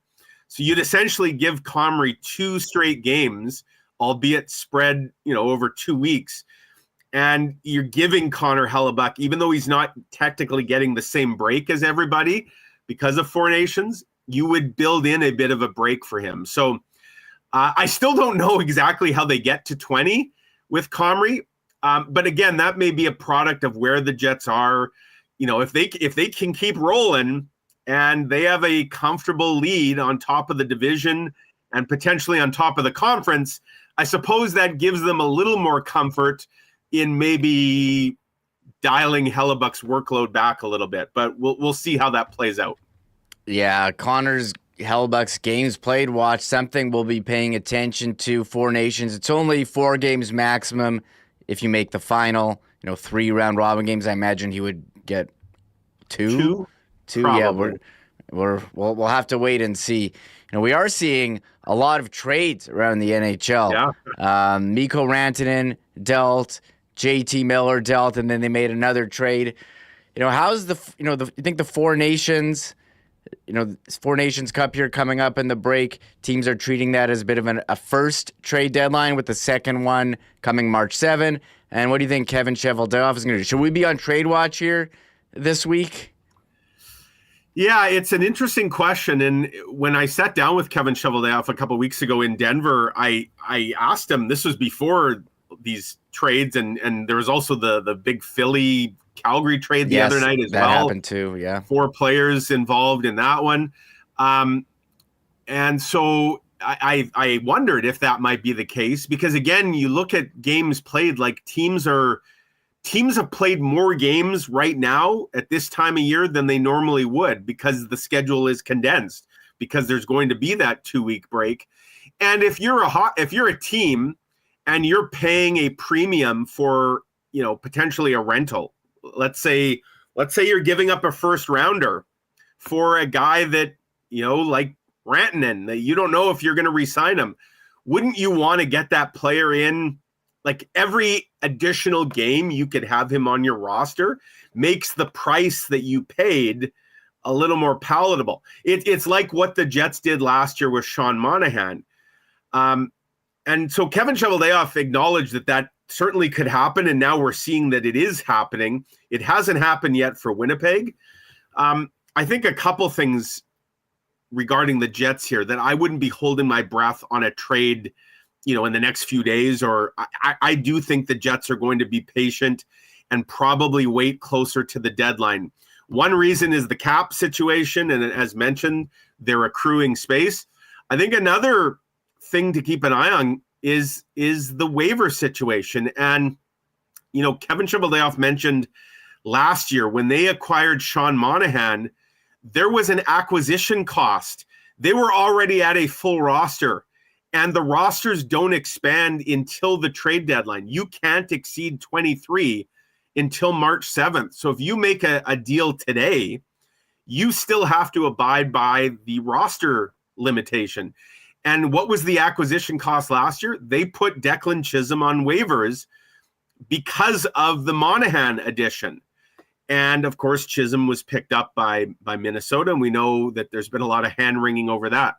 The Jets right now, yes, they got 2 guys injured, but I certainly don't think on the blue line there is an appetite to put anyone on waivers.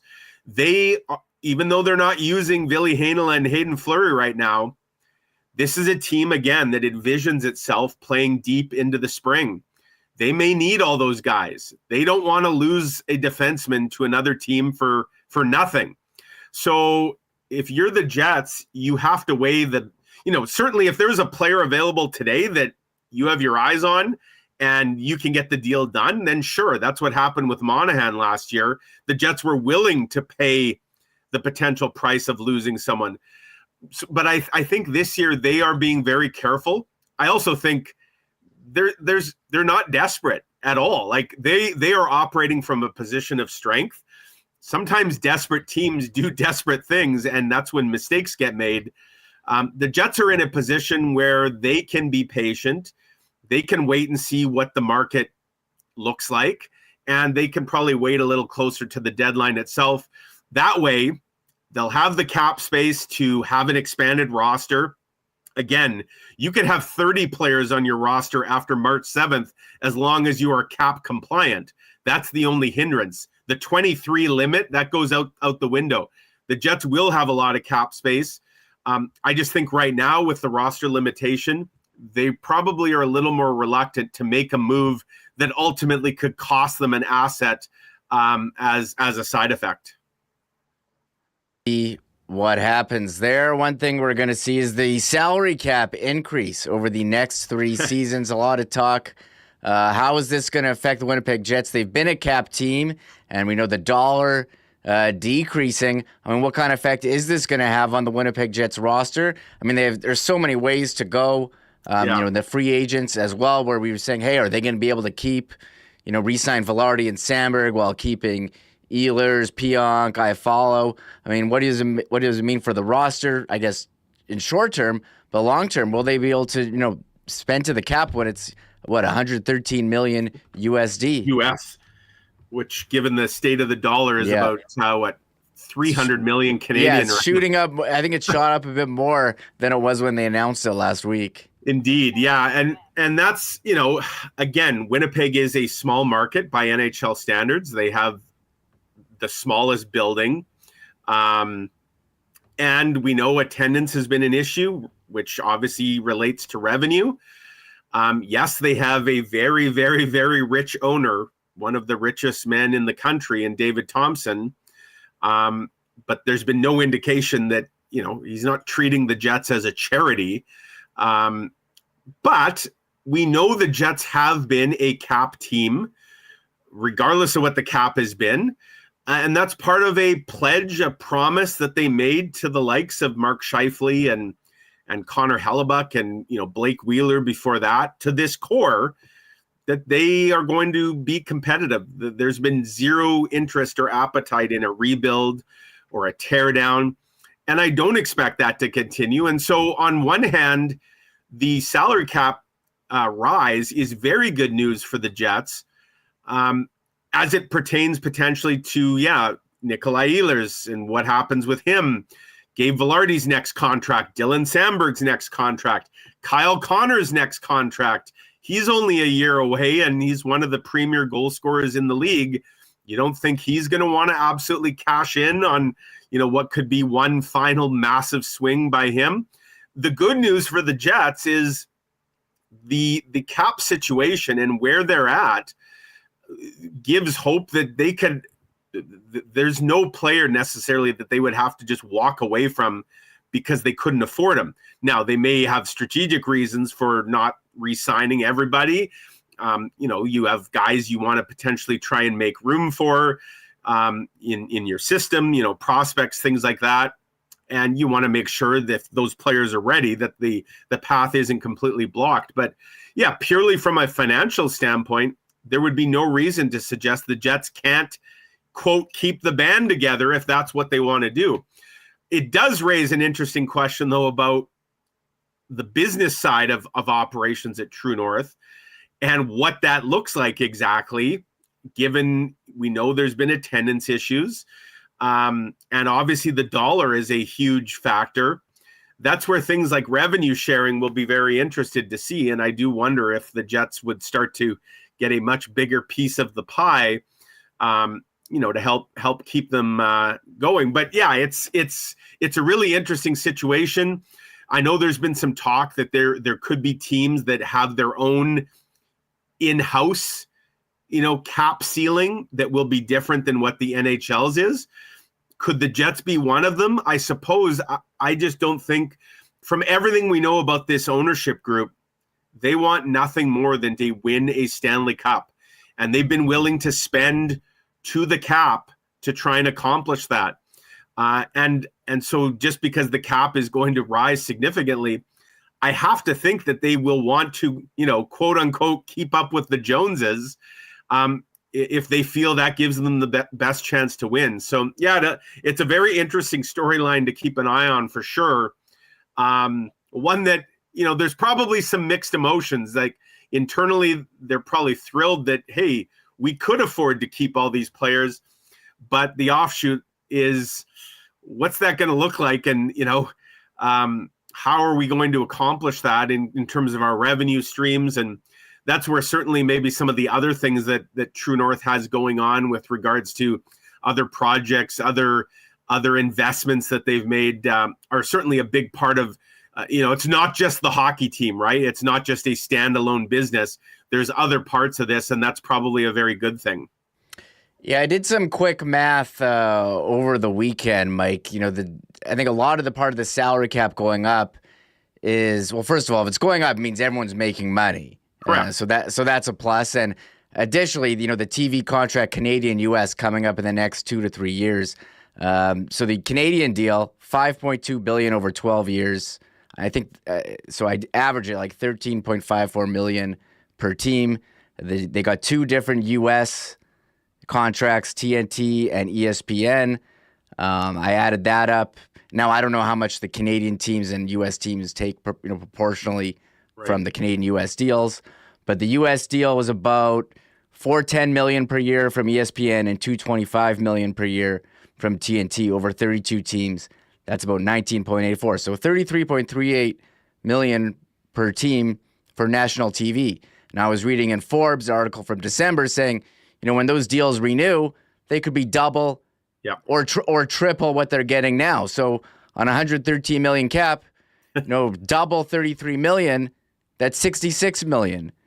Triple 90 million. 99. So we're gonna wait and see what those national deals are, because we're seeing Amazon, they're in with Canada. I don't know if they're going to get more, or in the U.S., Netflix is trying to get into sports. So it seems like these deals, they're trying to, the NHL is trying to move their revenue of the pie from, hey, local ticket sales, local TV, TV deals to more national deals. So I think those numbers certainly reflect that. And here's another thing to consider too in the coming years. The NHL has made no bones about the fact that it's likely going to expand. Not relocate, expand. And that means expansion fees. Yep. What did Utah just pay, Remis? Was it $1 billion? Yeah, something like that, right? Yeah. So, and I think the idea is, they just came out with the new valuations. Aren't the Jets valued at $1 billion, and they're near the bottom of the league? The value of franchises is skyrocketing. And as such, expansion fees to get into the league, whether it's 2 more teams, or I've even seen it floated that they could get to 36 eventually. And we can debate till we're blue in the face about whether that's ultimately good for the game itself to add 4 more teams. It's probably going to happen. And it's for the reasons that some of which you just outlined: TV contracts, big markets with big TV bases, viewership. So, and what the owners get, that's money straight into their pockets when they get a expansion fee. Everybody gets their share. If you have 2 to 4 more teams joining the league here in the not so distant future, and what that would bring, there's an additional revenue stream as well. So yeah, I don't think anybody, including the Jets, they won't be in a position to be crying poverty. Again, the whole CBA, this whole system, the whole idea of the salary cap itself is tied into revenue. If everybody collectively wasn't healthy enough to the point where this could happen, it would not be happening. And the idea is no team gets left behind, in the sense that they simply can't afford to keep up. So while the numbers may be eye-popping and jarring, and certainly the dollar situation isn't helping, I don't believe that this is a critical situation in any way for the Jets. And as I say, you could spin it into a very positive one. If they want to keep their core intact, if they want to go long-term with some of these guys that will have deals coming up, there wouldn't be hindrance to do that. Yeah, so we will stay tuned to those TV deals, and especially how it's going to affect our watching habits, because there's one game in the NHL tonight, and it's on Amazon Prime. There's an adjustment this year with the 4 Jets games on Mondays on Amazon. I do have the Forbes article from December 24. They have the Jets valued $1.05 billion. That's the 31st of 32 teams in terms of value, operating income. I mean, these are Forbes numbers. I don't know where they're getting it from. I think it's projected, but they have their operating income $9 million. And yeah, what did they pay Remis in 2011? Was it $185 million? Yeah, it was. I mean, let me pull up. I see people in chat. Bart Oman saying 110 for the team and 60 million relocation fee. So, you know, in terms of, I mean, that's unrealized gains. But yeah, they're doing pretty well. And it does make you think when they look at expansion. You know, they certainly position themselves to get in at the right time because, you know, they're looking at big cities. I see Kevin Weeks posting pictures of Atlanta every day on X with the eyes emoji, whatever that means. Houston, I don't know. You've heard about Kansas City for a while, and I don't know if Quebec City, if it's going to come true for them as they, you know, the dollar, and they're looking at all. So, I mean, credit to True North and the Jets for being able to pounce when they did, because it certainly paid off for the city and paid off for them. But, you know, the salary, that's where, if you're the Jets, I mean, you'd love to obviously have a long, productive playoff run this year that, you know, and because the Jets, like, let's face it, they needed this kind of season this year, coming off last year. Obviously, the attendance issues. You had Gary Bettman coming to town, bit of a public alarm being sounded. The best thing that could have happened for the Jets is to have an on-ice product that is winning far more than it's losing. And, you know, I know there's some people that they're waiting to see how the playoffs go, and that's ultimately going to tell the tale on this season. But certainly if you are a local fan and you've been coming to home games this year, their home record is as good as anyone's in the league. It might be the best in the league. And so, you know, you're getting pretty good bang for your buck. You know, when it comes to the product that you're seeing on the ice, and that's a big part of it, right? So, and I think for the Jets, they want to continue to try and ice a competitive team because they recognize that they can probably ill afford to have some lost seasons here where, you know, things aren't going well. They need to remain competitive, and they're willing to spend to do that. And I think we're seeing the fruits of some of that labor, you know, happening right now before our very eyes. Yeah, it's been incredible to watch. The first place Winnipeg Jets will be looking to see them take on Carolina, who's got Stanley Cup aspirations. Tomorrow, I think it should be a great one.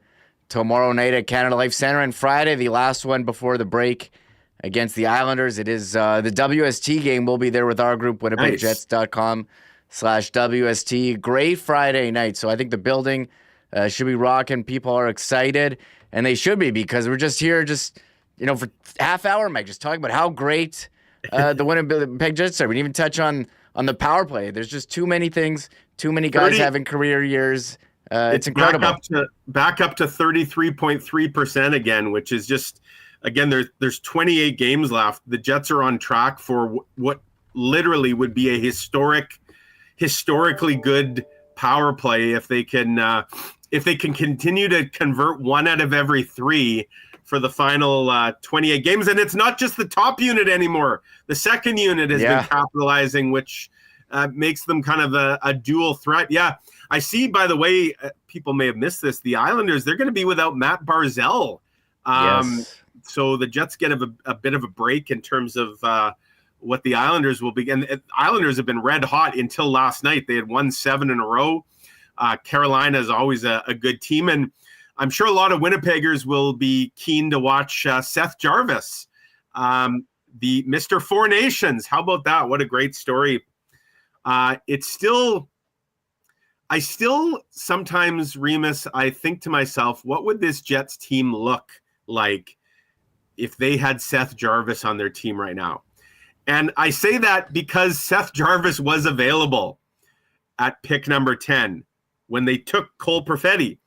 And then he was available at pick 11 and 12 as well for the two teams that followed Winnipeg before Carolina grabbed him at 13. Like, to me, and I'm a big fan of what Cole Perfetti does and his potential, but my goodness, wouldn't Seth Jarvis just be the kind of player that he would fit so seamlessly with the Jets, right? That ain't gonna happen now. Carolina's not letting him go anywhere.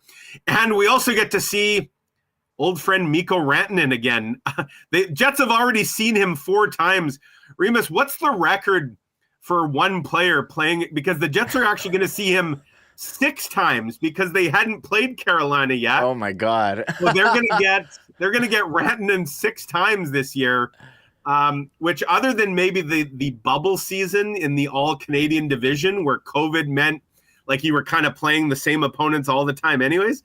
I can't imagine a situation where, at least not in a modern NHL that's more than like 21 teams or 16 teams, where you'd face a player that many times. But such is the nature of the timing of the trade. Just when you think you've seen the last of Mikko Rantanen because he's been traded out of your division, oh, by the way, you got to face him 2 more times still.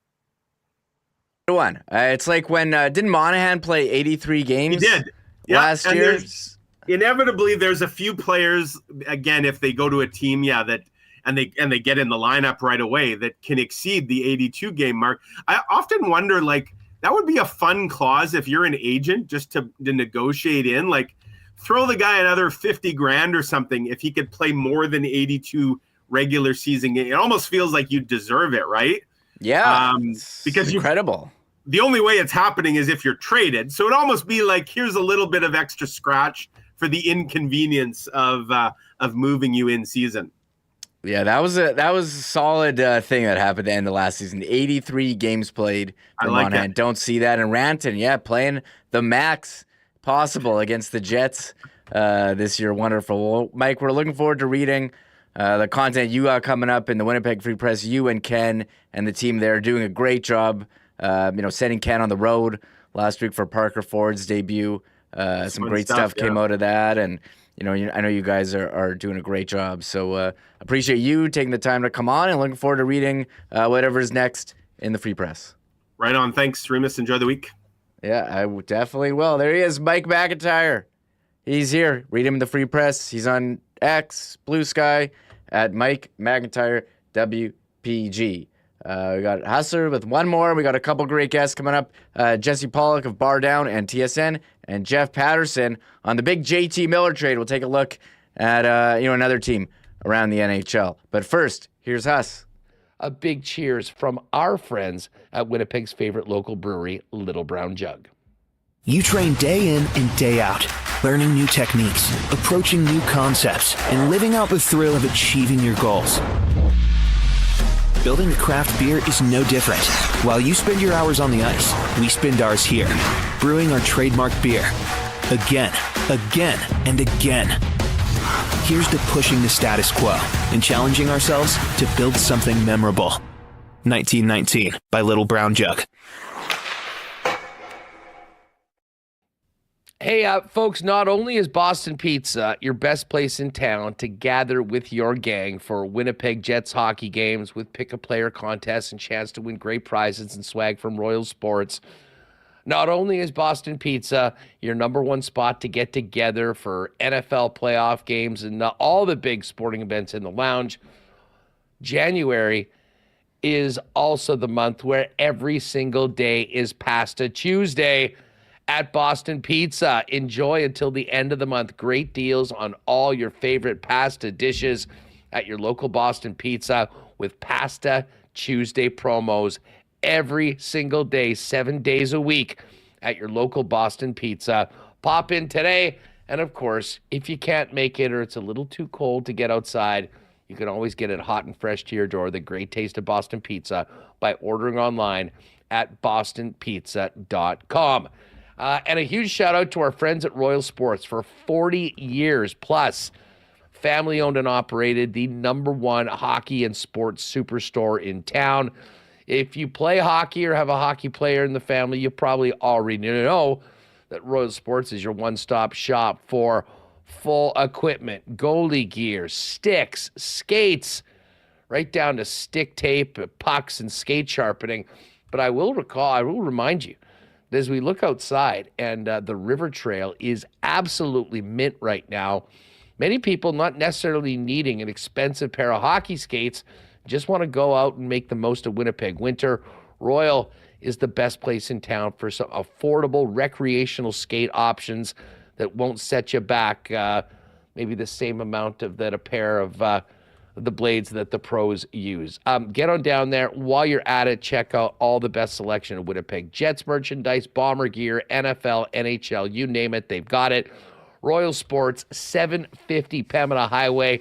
Don't forget to check out all the cool stuff on the King Skate, Snow, and Surf side. And give them a follow on Instagram at Royal Sports Winnipeg for the latest merchandise drops, specials, and sale information. Royal Sports, 750 Pembina Highway. Great sponsors of Winnipeg Sports Talk. There's Hess. He's coming back from Costa Rica. He'll be back tomorrow bringing all the hot takes. I know he mentioned Royal Sports Show to Greg at Royal, sending us this video. It's an unboxing. It's all the new Four Nations gear. We got a Canada hoodie, all the jerseys, Canada, U.S., Sweden, Finland. So check out Royal Sports on Pembina. Check that out over the weekend. The hat rack of Winnipeg Jets hats and other teams, every league. Absolutely incredible, unmatched anywhere. So giant, basically, it's like the Costco of sports stores. Hockey equipment, sticks, everything. Incredible. Well, here, the Winnipeg Jets, they're in first place, and who better to chat with than Jesse Pollock? You've seen him on the BarDown YouTube channel and on TSN as well, Jets Intermissions, and he joins me right now. Jesse, thanks so much. I'm so glad you could make time to join me here today on Winnipeg Sports Talk. Of course. Thank you for having me. I know we've been back and forth a little about making this happen, and just scheduling wise, I'm glad that we were finally able to make it work. Yeah, busy doing ton of content for BarDown. We see you on Intermission Jets broadcast, TSN. Hardworking guys who appreciate it. It's great to connect. I mean, man, when you think about the Jets weekend, huge game on Saturday. Number 1 Jets versus number 1 Washington. Incredible game and one incredible run. The Jets are on 6-game win streak, first place in the NHL. I mean, it's pretty amazing to watch, isn't it?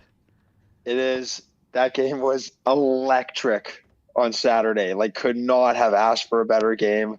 That Sully by Morrissey was also unbelievable. Bangs on the glass. It was almost as if he was like going for a flyby with the fans on the glass. Then he's just like, all right, boys, let's go.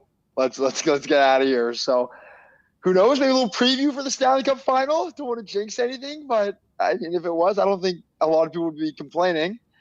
The Jets are just getting it done right now. It's amazing to see, giving Winnipeg some cred. I think it's Josh Morrissey banging on the glass saying, hey, NHL world, hey, media, we're here. We're the Winnipeg Jets.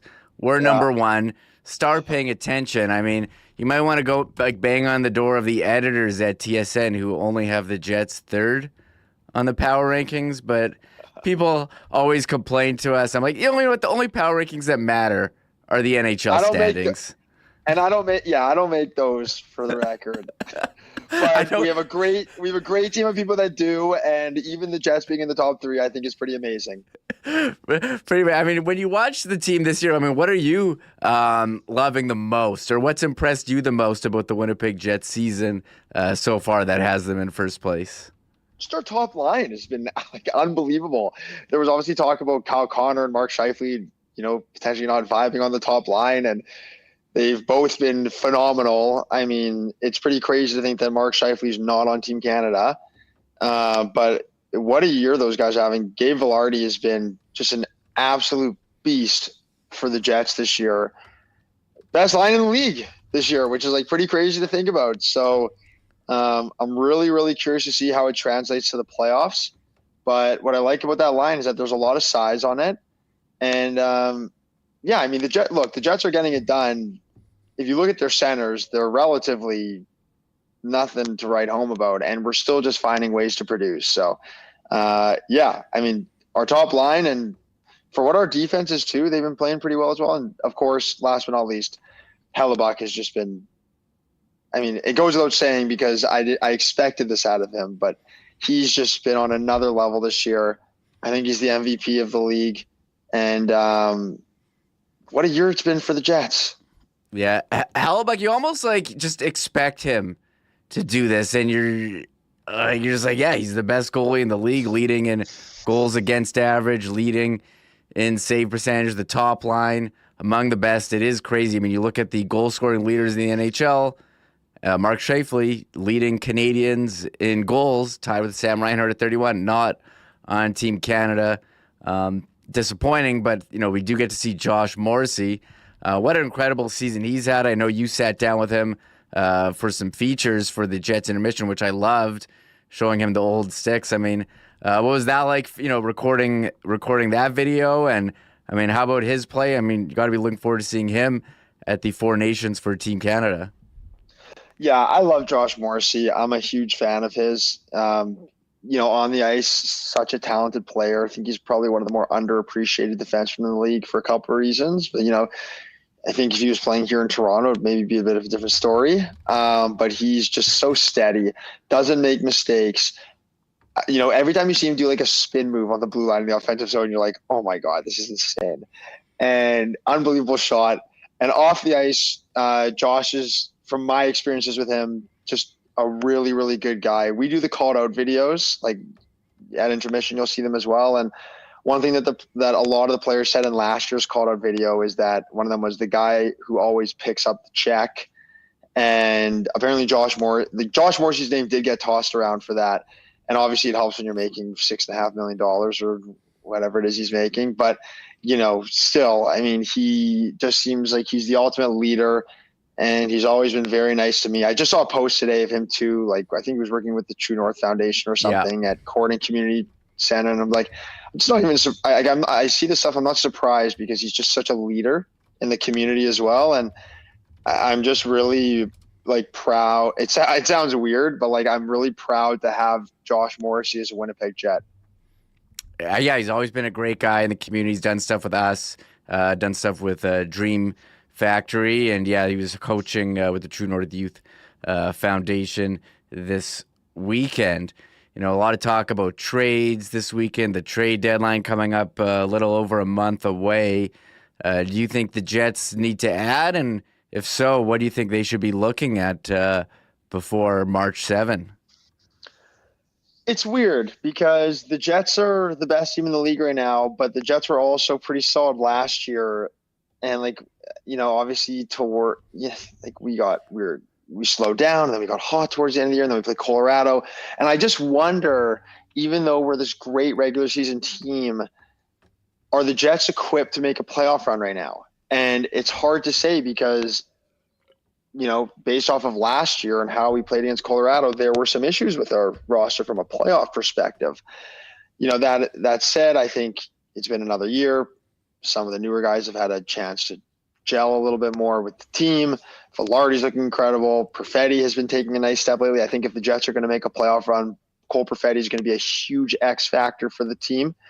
But again, I think the playoffs are a different beast from the regular season, and I do think the Jets should make a couple of moves. It's so hard when your team is the best in the league. You don't really want to mess with chemistry, but I think we're going to need some defensive depth, specifically on our last pairing. I actually really like Kane Fleury, for the record. I think he's a great player. But I do think that we need some help. Dylan DeMello is so steady, solid. You kind of wonder, is he really that first line defensive pairing guy that you need for your team? Him and Morrissey play so well together, though. So it's hard to I can't really imagine them being separated, but maybe just some more size on the back end and a skilled size player, because I think we just could use a little more depth there. And I obviously am curious about our second line center spot. That's just a spot that seems to just always be an issue with us. And, Nemeskov's obviously been great, and Lowry when he's healthy, has done well in that second line, but I'm sure the Jets are going to be looking at someone like Brock Nelson to fill that second line center spot. I feel like he would be a really nice addition there. But hey, we'll have to wait and see what happens. Chevy's the GM, and I trust him. Chevy, when moves need to be made, he's certainly done a good job at deadlines in the past addressing. And Brock Nelson, I see him on the TSN trade bait list. Well, he's number one because JT Miller is number one. He got traded. Brock Nelson, number two. And yeah, some size on defense, someone who can move the puck quickly. And I see what you're feeling, Jesse. A little conflicted. I mean, the Jets are number one. They were number one last year, but the playoff success wasn't there. So you want to enjoy it, but at the same time, there's a little scarring there from the last two playoffs getting bounced in round one. Yeah, I mean, if the Jets play the Avalanche, let's say, in the first round, and this is nothing against the Jets, it's just the Avalanche are such a good team, and for them to be a wild card team, like, do you really feel that good about that matchup as a Jets fan? I don't feel good about that at all.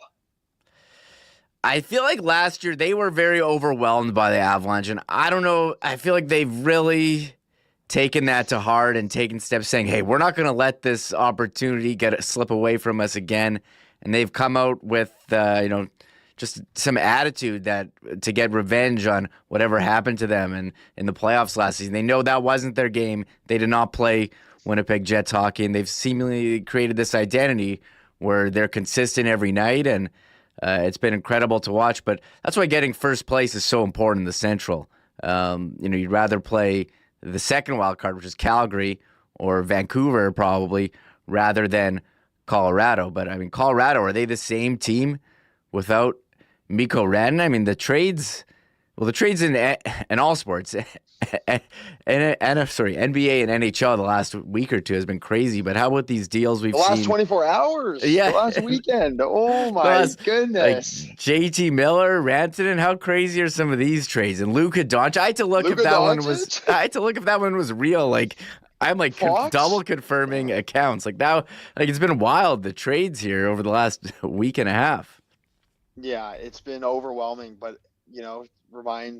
reminds us that this is why we love working in sports. Yeah. Hey, one of our biggest shows last year was the Monahan trade. So we'll wait and see what happens with Cheveldayoff at the deadline. Jesse, I love all your content at BarDown YouTube channel. Incredible.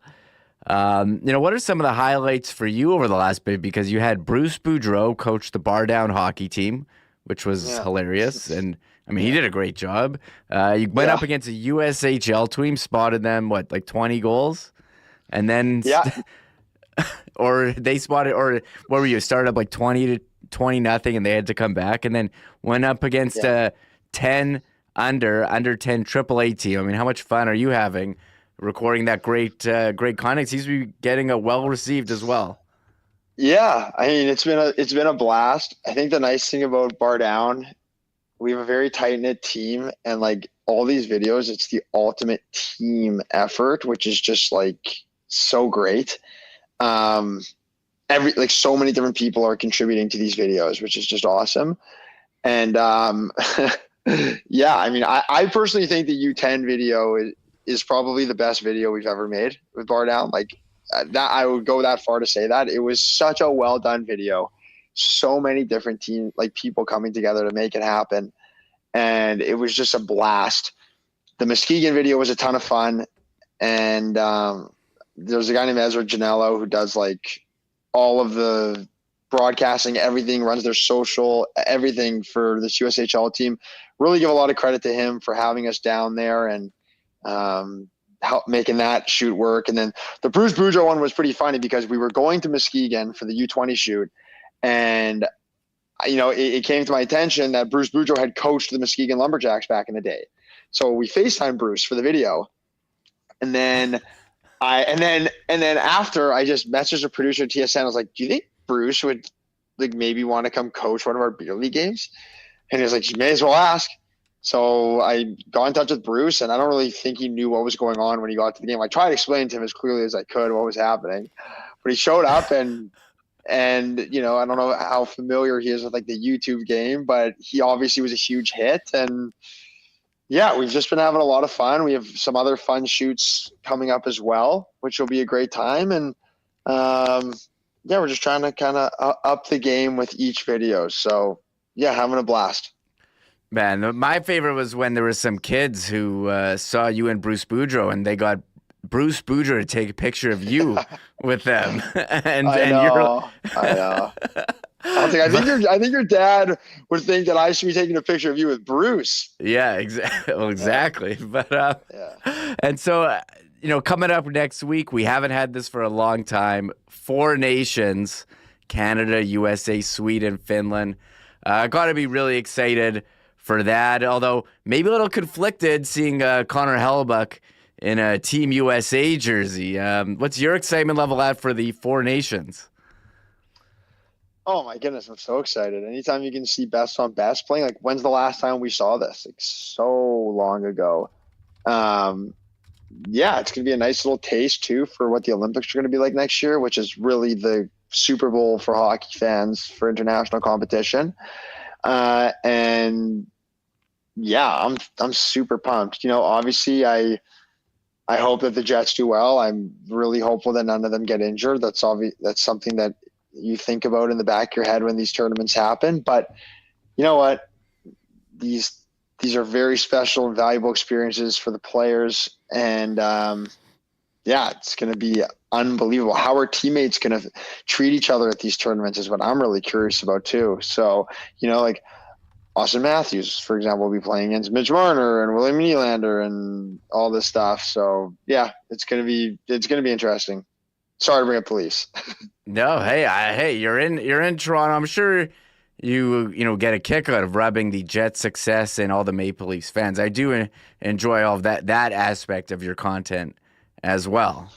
Of course, got to rep. And then you have all these people saying, "Oh, when was the last time the Jets won a cup?" Like I have like these 20-year-old kids saying it to me. I was like, "Buddy, like, are you really going to go there? Your dad probably wasn't even born yet the last time the Leafs won the cup." Ridiculous. You mentioned the Olympics being the Super Bowl of hockey, but the actual Super Bowl this weekend, I know you do a ton of work with NFL Canada. How fired up are you for Chiefs, Eagles, and you got a pick for us on Super Sunday? Oh, very, very pumped. And if you actually check NFL Canada's Instagram from the beginning of the playoffs, I called that this would be the Super Bowl. And I'm not going to go against who my pick was, as unsexy as it is.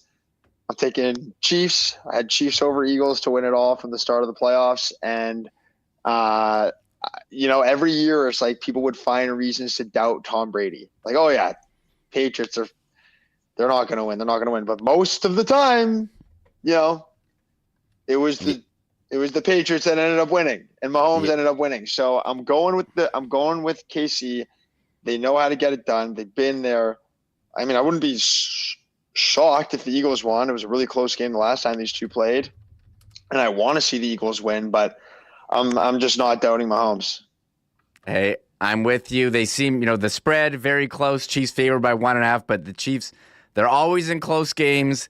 They always find a way to make one more play to get it done. You saw that against the Bills, and can't wait for what should be an exciting game, even if you're not as excited about seeing the same teams from a couple years ago. And I know there's a number of people who are sick of the Chiefs' success, but I think you got to appreciate the greatness that we're watching. Jesse, we finally made it work. Thank you so much for taking the time. Looking forward to seeing whatever great content you have cooking up at BarDown and on TSN and your own personal Instagram. So thanks again for making the time, and hopefully we do this again soon. For sure. Thanks for having me, Reem. Keep up the good stuff, and let's go Jets. Let's go. There he is, Jesse Pollock with BarDown, TSN, Jets intermission as well. Love that segment with Josh Morrissey going over the old sticks. I think Morrissey, I appreciated his knowledge. I go to the store now. I don't know any of the new sticks, but if you ask me about sticks from like 25 years ago, I'll tell you every Easton one out there. We're going to talk with Jeff Paterson on the Canucks shortly, but first let's bring in Connor Hrabchak. He's been waiting patiently. Connor, what's going on? Welcome back. How's it going?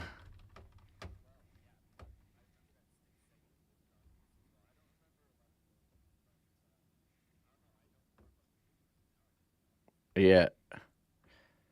I think some of those sticks may have been older than you, Connor. At least they were definitely older than Brad Lambert, the ones that he was showing off to Brad. But they're doing some great content on the BarDown channel. We did have some I guess, Jets news. Kevin Cheveldayoff was on the 100%. Oh, I have to unmute you. Kevin Cheveldayoff. Darn. Yeah. I always do that. Kevin Cheveldayoff was on the 100% Hockey podcast with Darren Millard and John Shannon. And Nikolai Ehlers came up. A lot of talk about Ehlers. He's an unrestricted free agency. Well, are the Jets going to keep him? Are they going to sign him? Or are they going to trade him? Here is Kevin Cheveldayoff when asked about Nikolai Ehlers. My plan is to hopefully lift the cup with him some point in time down the road here. So, again, we've got lots of guys that, obviously from a free agent standpoint, both UFA and RFA, that we'll have to sort out over a period of time. But, first and foremost, it's all about winning right now. And we had this situation last year, too, where we had several guys that were up for potential UFA. We were able to keep some of them. Some of them went in different directions, but for various different reasons. So when it comes to that, for us, I want the focus to be totally on winning, and that's kind of how we've approached things. There's Kevin Cheveldayoff, Jets GM, on the 100% Hockey. That's on YouTube with Darren Millard and John Shannon. And Connor, to me, it sounds like, they're going to try to take a run here and sign Ehlers. The cap is going up.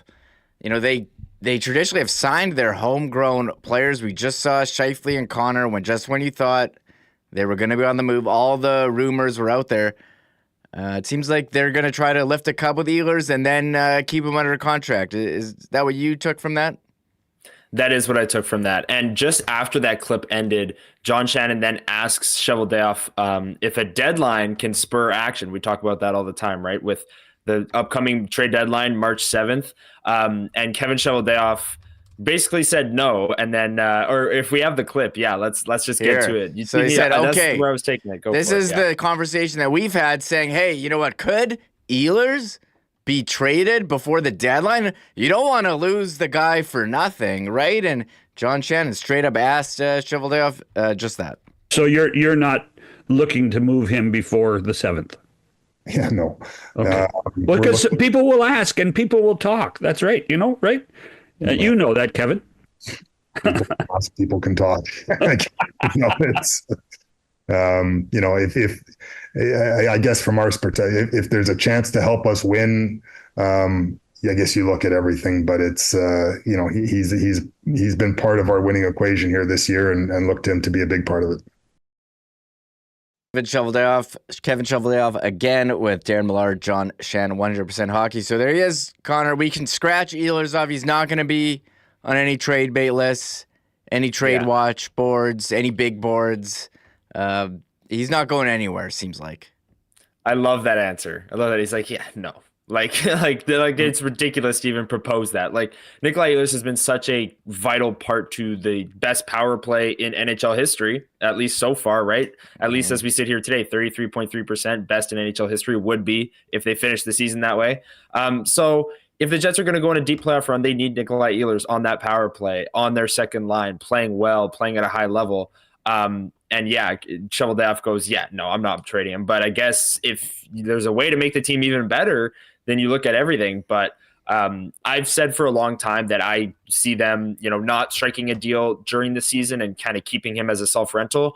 And Cheveldayoff's response to that, almost being like puzzled by the thought of trading him before the deadline, only reinforced that even further. Yeah, podcast listeners can't really see his face there, but he's like, come on, guys, why are you even asking me this question here? So we'll see.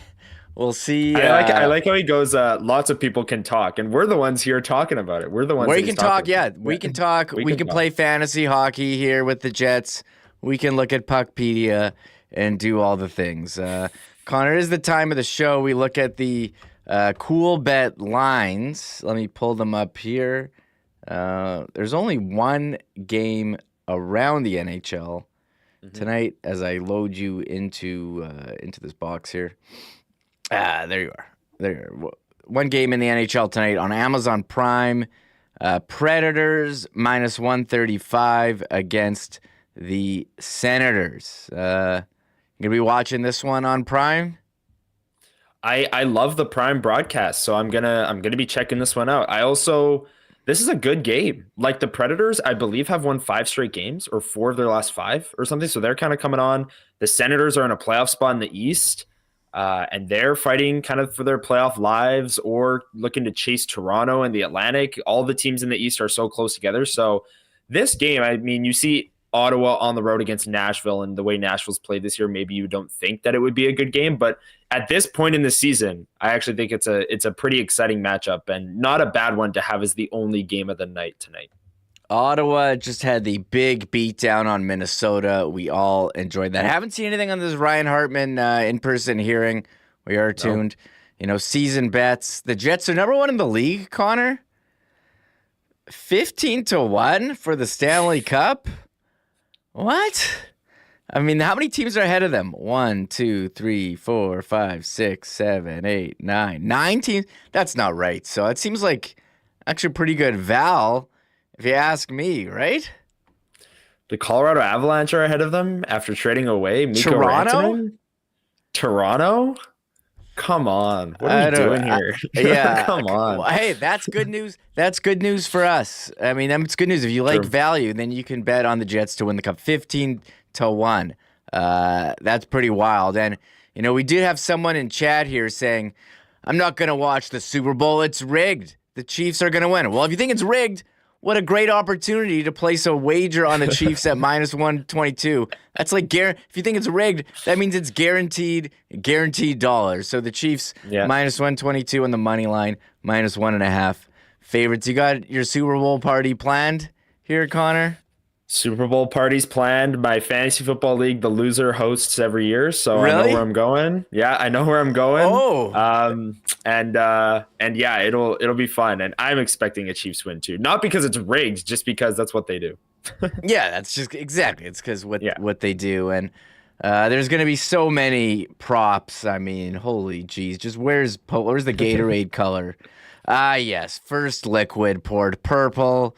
Green, yellow, lime, orange, blue, clear water, red, pink. I like correlating color of Gatorade with the team. So if you think the Chiefs, red plus 900. I don't even know. I just say that every year, but I actually haven't looked. I never win.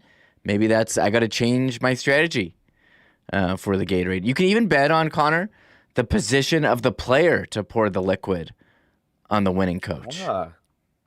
Interesting. If you think it's offensive player +120, defensive -115. I guess because usually they take a knee and the defense pours it on, or if the tag team +500. Because I would think like the offensive line or like the big strong players that would lift the Gatorade and pour it, right? But if the offense is out there taking a knee for the win, it could be final play of the game.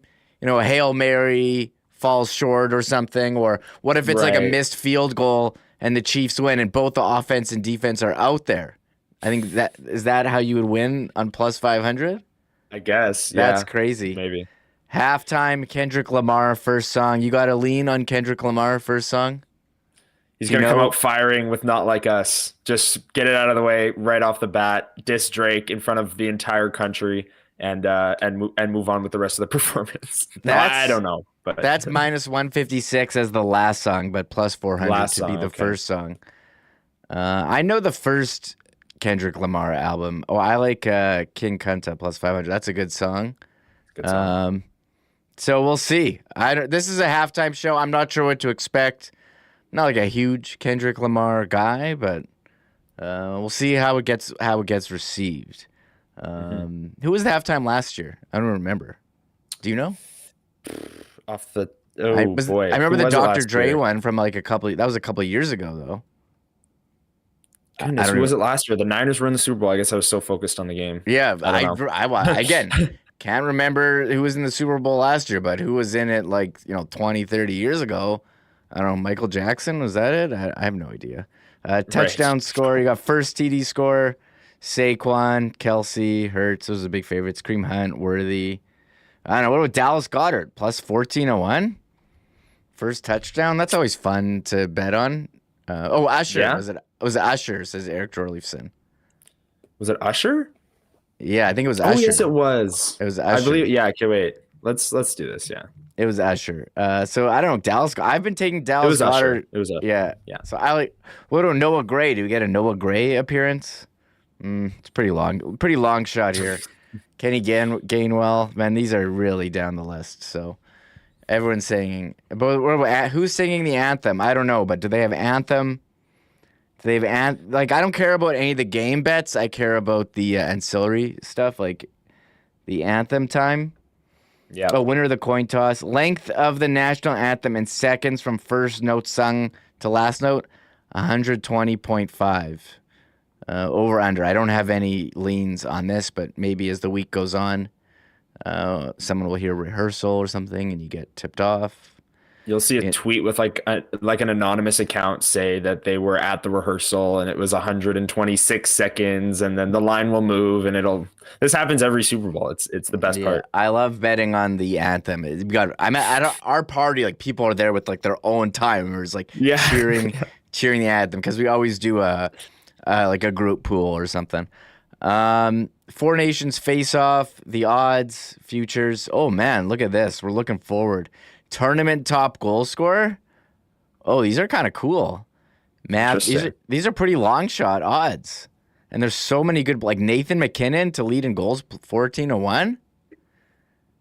I don't know. McDavid 10-1. Like why not? That's interesting. The last time I looked at Coolbet's Four Nations thing, all that was there was the winner, was the futures for the winner. So Kyle Connor, 30-1 to lead the tournament in goal. I don't know. We don't know the line, so we need the lines. It's tough to say, but I don't know. Like why not Kyle Connor at 30? Is he playing top line? So we don't know the lines yet. I think it's too early. But where's Mark Scheifele? Where's his odds? Yeah, to lead the tournament goals. He's the leading goal scorer in the league going to the tournament, actually, because Draisaitl isn't going. He's German. Yeah, so he's got the most. Scheifele. Is he down there? He's got the most goals of any player in the tournament. Yeah, that's right. I'm not sure. That's a good question. I guess he's not on the team. Tough one. That's a tough one. I guess they got top goal scorer on each team. Rantanen to lead Finland, Laine, Barkov, Hintz. I'm curious who would be. You got Sweden. Okay, how about this one? The next defenseman added to Team Canada. Drew Doughty's leading. Dougie Hamilton. You like Uyghur, Evan Bouchard, Chris Tanev. I would think these top five. And maybe they haven't added one because that's probably going to be Doughty, and they want to see if he's good to go. So I don't think Ekblad, Chychrun, Montour, Shabbat are in, but would you? I like Doughty at plus odds there. Like I'm kind of surprised that he is plus odds, because I thought, when who was it? Alex Pietrangelo backed out. A lot of the people were saying, like Mackenzie Weegar or Evan Bouchard, because Doughty hadn't played yet. But once Doughty came back, like I remember seeing things on Insider Trading and all of the insiders saying, oh yeah, Team Canada's keeping an eye on Doughty and how he looks. And he played like 25 minutes in his first game back. I think it's going to be Drew Doughty. Yeah, I feel like they would have named it already if it wasn't going to be him. So, if you're getting decent value, could be interesting ad. Top point scorer of the tournament, McDavid 6-1, McKinnon 9-1. I mean, it seems like, I guess it could be anyone like Jack Eichel, Jack Hughes. I guess you have to think, okay, who's going to be in the final? But I mean, if you're getting such great players at these long shot numbers, like you'll never get that. But again, it could be anyone. Starting goalie of Team USA must play game one, Hellebuck -588. Like it's gonna be him, right? I mean, I guess. Yeah. I mean, yeah. He's U.S. backup Jake Ottinger. He's not. It wasn't the chant inside Canada Life Center. Wasn't U.S. starter Jake Ottinger. It was U.S. backup. That's Connor Hellebuck's the starter. Good point. And top goal scorer for Canada. These are some fun bets here. Like you can do. Remember doing a fantasy pool for like the Olympics. You could do one. They do drafts for the Four Nations? But Sam Reinhart, McDavid, Point, top goals for McKinnon +600, then Crosby, Mark Stone, Konechny, Hagel, Marchand, Bennett. What about Mark Stone as top 14-1? We don't know. See, you're getting in early. We don't know the power play. Like they're gonna keep these up, I guess, until we see them practice and know the lines. So that would be a long shot. Is he power play 1? I don't know. Nah. Nah. I think power play 1 is going to be the top 2 guys. They're Reinhart, McDavid, and then like McKinnon, Crosby, Makar. I think. Yeah. Okay. Like yeah. I think you have to have Reinhart in the middle, like in the pop position, because he's like maybe the best player in the league in that spot. Crosby's probably around the net because he's probably the best player in the league around the net as well. And then McDavid and McKinnon on the flanks and Makar up top. Good luck to everyone else. Don't take penalties against Canada. Yeah, that's a deadly power play. USA is going to be pretty awesome too. So they are playing. Mm-hmm. They're playing each other on that Saturday in Montreal. And there actually is a game on the Monday that's Louis Riel Day here, and we're not going to be doing a show that day because it's Louis Riel Day. So the winner, USA favored plus 155, Canada plus 165, then Sweden and Finland. They got player points, top point scorer in the tournament, McDavid, McKinnon. I think we did that. Specials. Oh, we already went over these. All right, anything else, Connor? But we're going to bring in Jeff Paterson, touch on that trade that brought JT Miller. But, Saturday night, you're on the computer. You see this Luka Doncic trade. Like, fell out of my chair. How many times did you check if it was real? A few times. I did not believe that was real. I mean, that's like the biggest trade in NBA history, easily, I think. And then I think one of the biggest trades in sports history. And one of the wild things is that it broke at like 11:30 Central on a Saturday night. Like, yes. I don't know. Like, it wasn't. I don't know what the ideal time would be for a trade to break, but I wouldn't say like almost midnight on a Saturday night, right? Like that was crazy, and I didn't believe it was real at first. I thought someone maybe hacked Sham's account, got in there, was playing a joke, said Luka Doncic is being traded, haha, very funny. And then I saw the ESPN tweet with the graphic saying breaking news, and I was like, oh, this is real. This is real. It's crazy. Yes. And the thing was, there was no rumors. Usually when a player, right. Like we've been hearing JT Miller going to get traded for a while, and we saw Rantanen. I mean, that trade was out of nowhere, but I think it kind of made sense, and they got a good player, a young player in Natchez, but you're trading a young superstar, top 3 in the league, and Luka Doncic for Anthony Davis, older player, past 30. And trades like that in the NBA, they're throwing in multiple first-round picks, and you didn't have that, and you think you'd want to put a player like that to the highest bidder, and you went to the Lakers to play with LeBron. And, I mean, the Mavs, they went to the final last year, and they were going to give him this Supermax contract that now he can't get. It was wild stuff there in the NBA. I was certainly tuned in, and we'll see, we'll be talking about that trade for years and years to come. Yeah, and NBA ratings have been a big discussion this year because less and less people are watching it. I think the ratings are going to go up, at least for the Lakers games going forward, because Luka Doncic and LeBron James being on the same team is going to be must-watch TV. For sure. And, one thing about trades, you mentioned that trade Saturday night at like 11:30 or something Central Time. Friday night, the second consecutive Friday night, there was an NHL trade, Connor. Yeah. Don't they know to make these trades like 1 o'clock on a weekday? Don't they know? That was the best part of our trade deadline show last year, where it was like a 3 or 4 hour show with the anniversary for Winnipeg Sports Talk. Tyler Toffoli got traded to the Jets at like 10, and we were going live at 11. I was like, yes, this is perfect. It's perfect. I think the Monahan deal was like noon as well. A month before the deadline. So we were live. We are counting down March 7, the deadline. We'll be doing a very extended show. I'm super pumped. So, Connor, thanks again. Enjoyed it's great chopping it up with you here. We did a lot of chopping, got with the heavy knives over the last week and a day. But Hustler's back tomorrow, and look forward to all your great content here, X, illegalcurve.com. Appreciate you coming on with me. Yeah, thanks. I love being on the show for the past week and a day. And we tried to delay the Chiefs propaganda and chatter as long as we could, but Hustler's coming back tomorrow, whether we like it or not. So, oh no, we tried our best. Yeah, we tried. Yeah, limited number of Chiefs talk. So thanks again, Connor. Looking forward to seeing all the great stuff you got. Hey, if you think we're done, we're not done. I have one more guest. We had the big trade, JT Miller, going from Vancouver to the Rangers. I mean, what a wild scene. These guys couldn't get along, him and Elias Paterson. I'm so pumped to be joined right now by Jeff Paterson, Rink Wide, Sekeres Price, Canucks Army, to talk all about what the heck happened here. These guys couldn't get along. Jeff, how's it going? Pretty eventful weekend for you, I'm sure.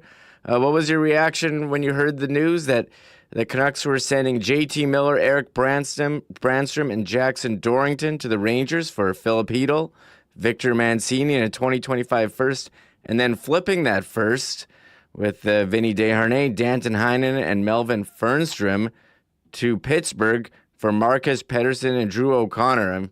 Must have been a late one for you there on Friday.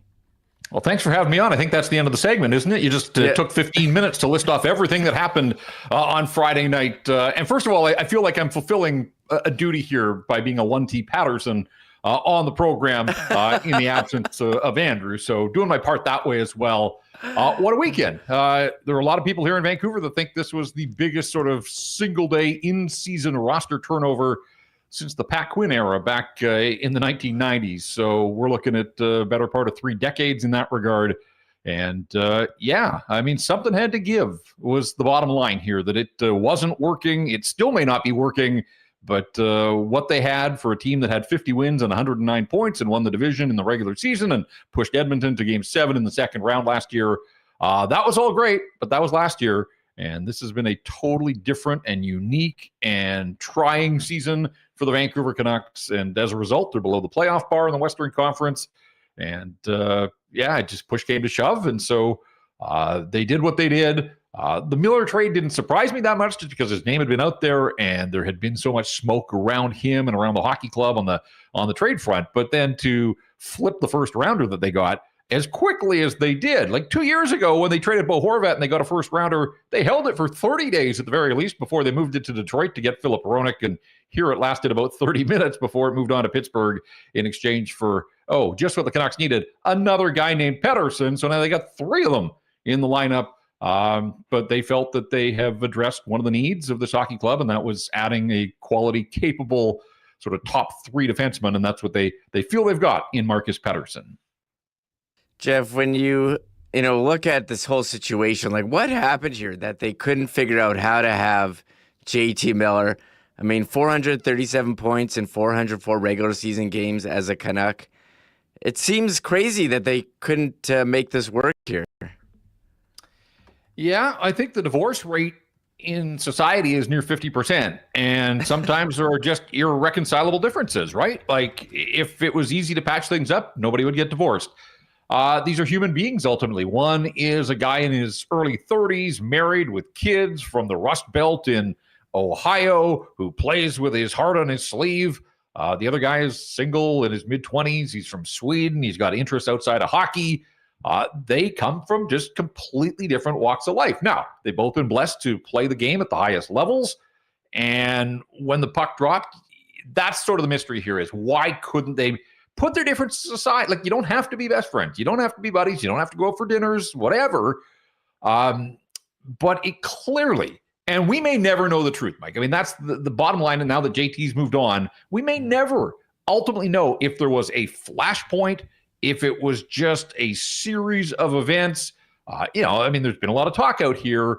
Was JT just too abrasive? Was he too hard? Did he cross lines when he pushed Elias Paterson to perform? Was it contract related? Elias Paterson got the big money. He's making more money than JT Miller, even though they're both making ridiculous sums of money. Was there some jealousy in all of this? I think some people have looked and said, Elias Paterson struggled. His ice time wasn't really reduced. He was never publicly called out by the coach or benched the way JT Miller was. Did that play into it? And then JT took the mysterious 10-game personal leave. You just don't see that in season.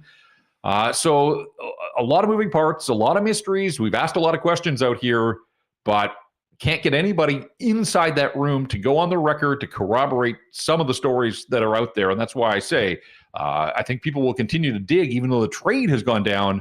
But ultimately, JT Miller, Elias Pettersson, probably some teammates, and I would think management knows what was at the crux of this, but why they couldn't bridge their gap and just find a way to make it work.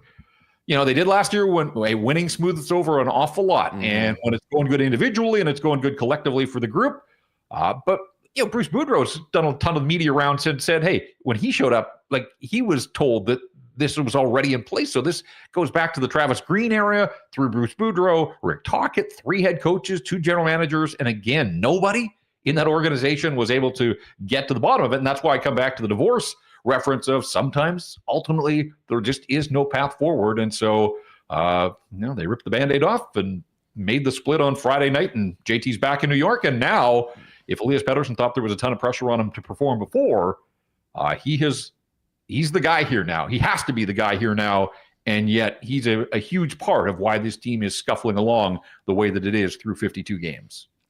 Yeah, you did mention 3 Patersons now on Vancouver, 2 Elias Petterssons and Marcus Pettersson. I did enjoy your note that Marcus Pettersson going with M. Pettersson on the jersey, forward Elias Pettersson, just Pettersson, and defense Elias Pettersson, E. Pettersson. So a lot to keep track of there. Yes. And there was so much noise around this. Jim Rutherford did the interview in the Globe and Mail last week. Everyone knew a deal was going to be made. How did the Canucks GM Patrick Allvin do, considering everyone knew that JT Miller or him or Pettersson was going to get moved? Right. So again, I think there's a lot of things that you have to take into account here. JT Miller had a full no movement clause. He controlled this process. And so it's not a surprise that he wound up back in a place where A, he was drafted, B, he's familiar. Vincent Trocheck, one of his best buddies outside of hockey. So familiarity and some friendship there. So JT Miller steered the process. Now, we're led to believe that JT and his agent didn't say it's the Rangers and only the Rangers, that they were open to some other ideas here.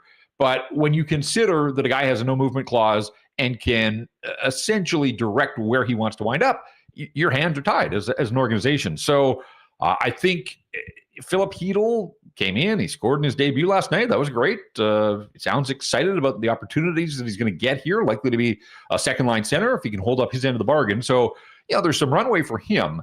But I think from the Canucks perspective, and nothing is ever done in isolation. They had talked to the Penguins as well to sort of gauge the price on getting Marcus Paterson, an unrestricted free agent, to be here.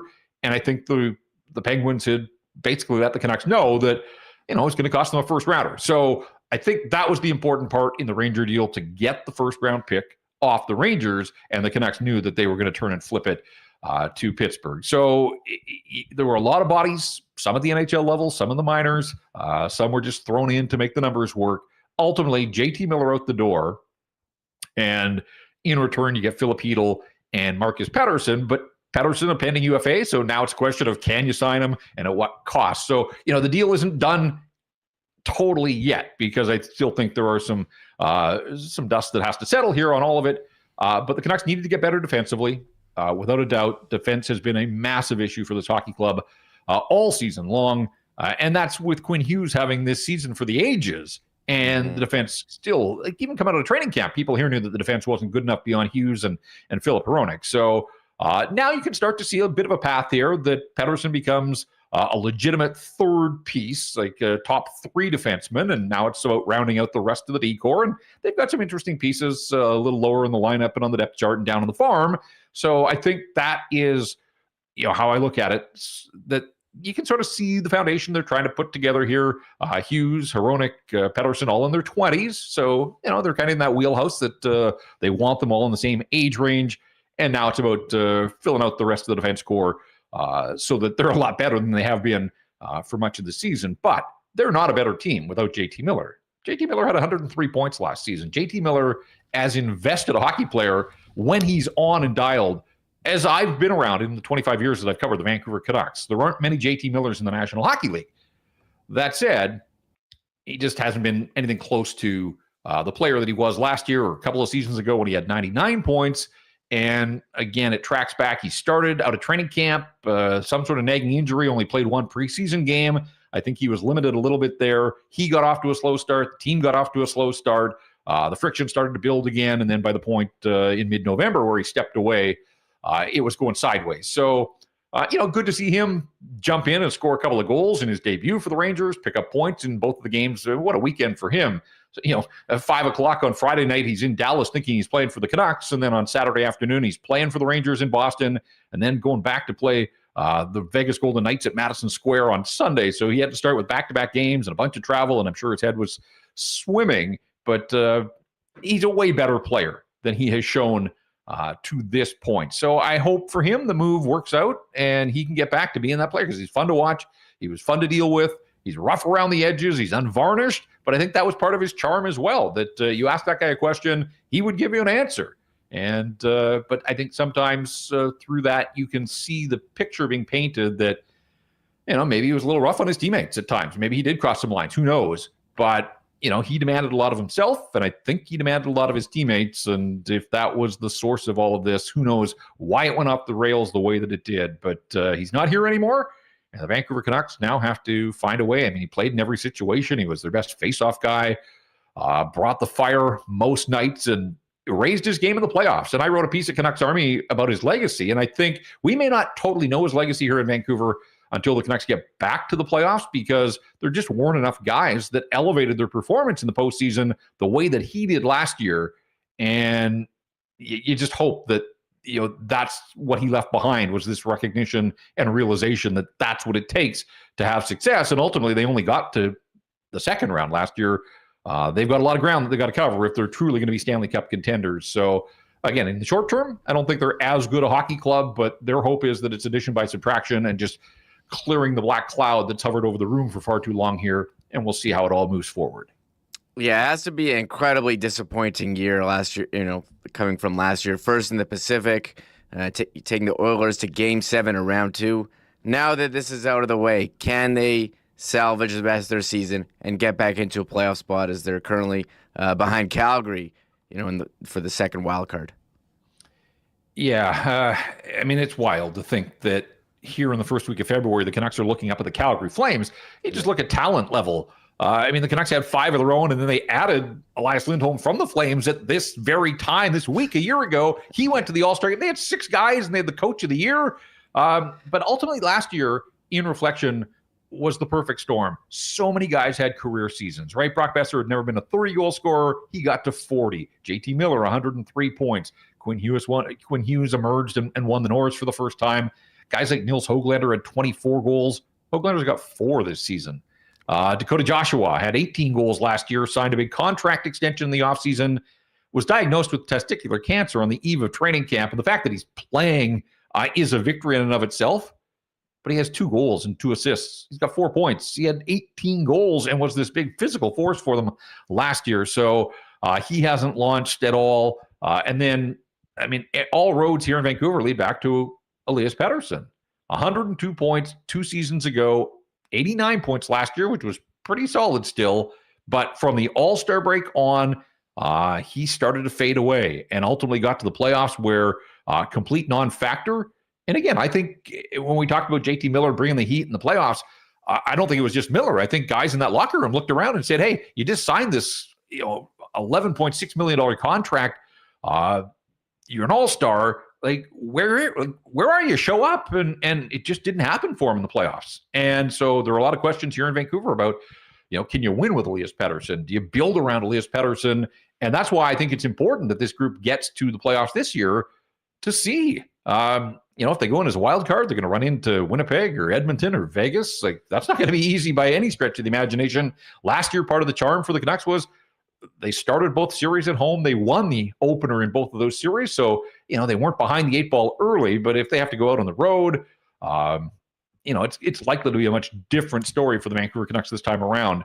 And so just so many questions here now about Elias Pettersson. The biggest distraction has been moved aside.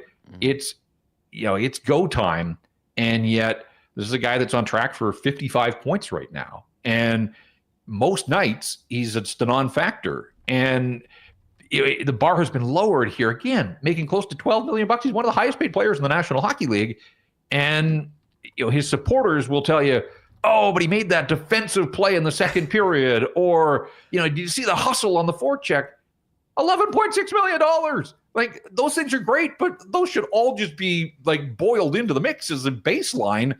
Like, show me the goals. Show me the games where he takes over and is the best player on the ice. And, last night, Detroit comes in and Alex DeBrincat scores twice, including the overtime winner. And, that's been a difference maker. And Elias Pettersson, 1 shot on goal and no points in the hockey game. And, there's just way too many nights like that. So they've got 30 games to go here. But I think it is fair to say that they're not going to get to the playoffs unless he elevates his performance. And maybe it's not fair to put it all on one guy, but Quinn Hughes has delivered night in, night out, has taken his game to another level when it was already at a super high level, and Elias Pettersson's gone the other direction. And so now no JT Miller here. Can this guy drag the Canucks into the fight? Where's his fire? Where's his passion? Just a lot of things that don't make sense and don't add up when you look at a player who was a 102-point guy not that long ago. Yeah, Jeff, thanks so much for coming on here and breaking it all down. I know you guys have had some record numbers at Canucks Army, doing the rink-wide postgame and contributor to Sekeres Price. So, Jeff, really appreciate your time, and it's been fascinating to follow this from a distance. You're lucky you get to follow it from a distance because record page views and all that kind of stuff are great. But you know what's even better? Wins and playoff hockey. And that's out of our control on the media side. But what's it like to just cover a Jets team that does nothing but win and seems to sail along smoothly? And I know a couple of years ago they had issues of their own in the locker room. Like, they've been down this road. Yeah.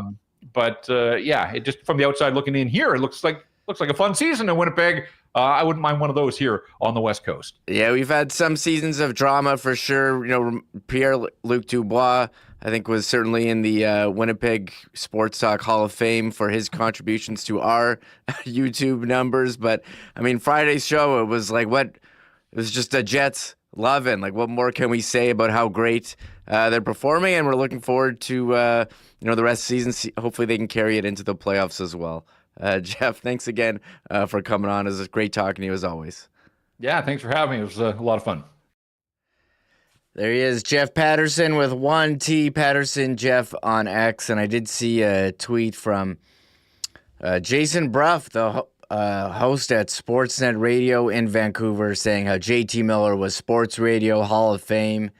I think they only got a couple months out of him. Like, we got 2 years here out of Pierre-Luc Dubois, which I attribute all of our channel growth here to him. So it was tough seeing him score against the Jets on Saturday and celebrate really hard for scoring against his former team. But I'm very appreciative of all the conversations that he brought to this show over a 2-year period. Some of our biggest shows we're talking about him. So they kind of had the same thing there with JT Miller in terms of causing conversations, but Vancouver is such a great season last year, not going as well this year. Well, we'll be back tomorrow teeing up Jets, Hurricanes. Hustler will be back.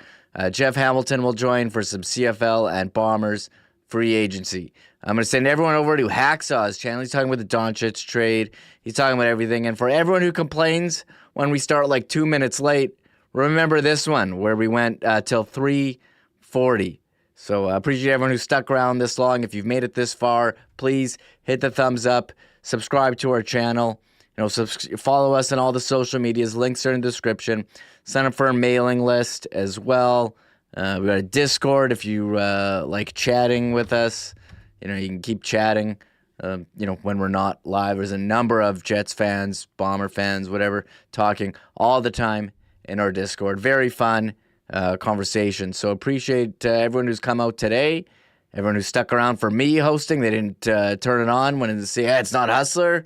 I'm shutting this off. Appreciate all the support. So, liking, subscribing tells YouTube we're putting out really good content, and maybe it'll show it to some other people. So we went long today. Again, appreciate everyone. Anyways, that's it for me. Winnipeg Sports Talk. We'll be back tomorrow. Bye-bye. Oh, my God! Oh! Shut it down! Let's go home! Thanks for tuning in to Winnipeg Sports Talk Daily. Make sure to subscribe on YouTube and your favorite podcast feed at winnipegsportstalk.com.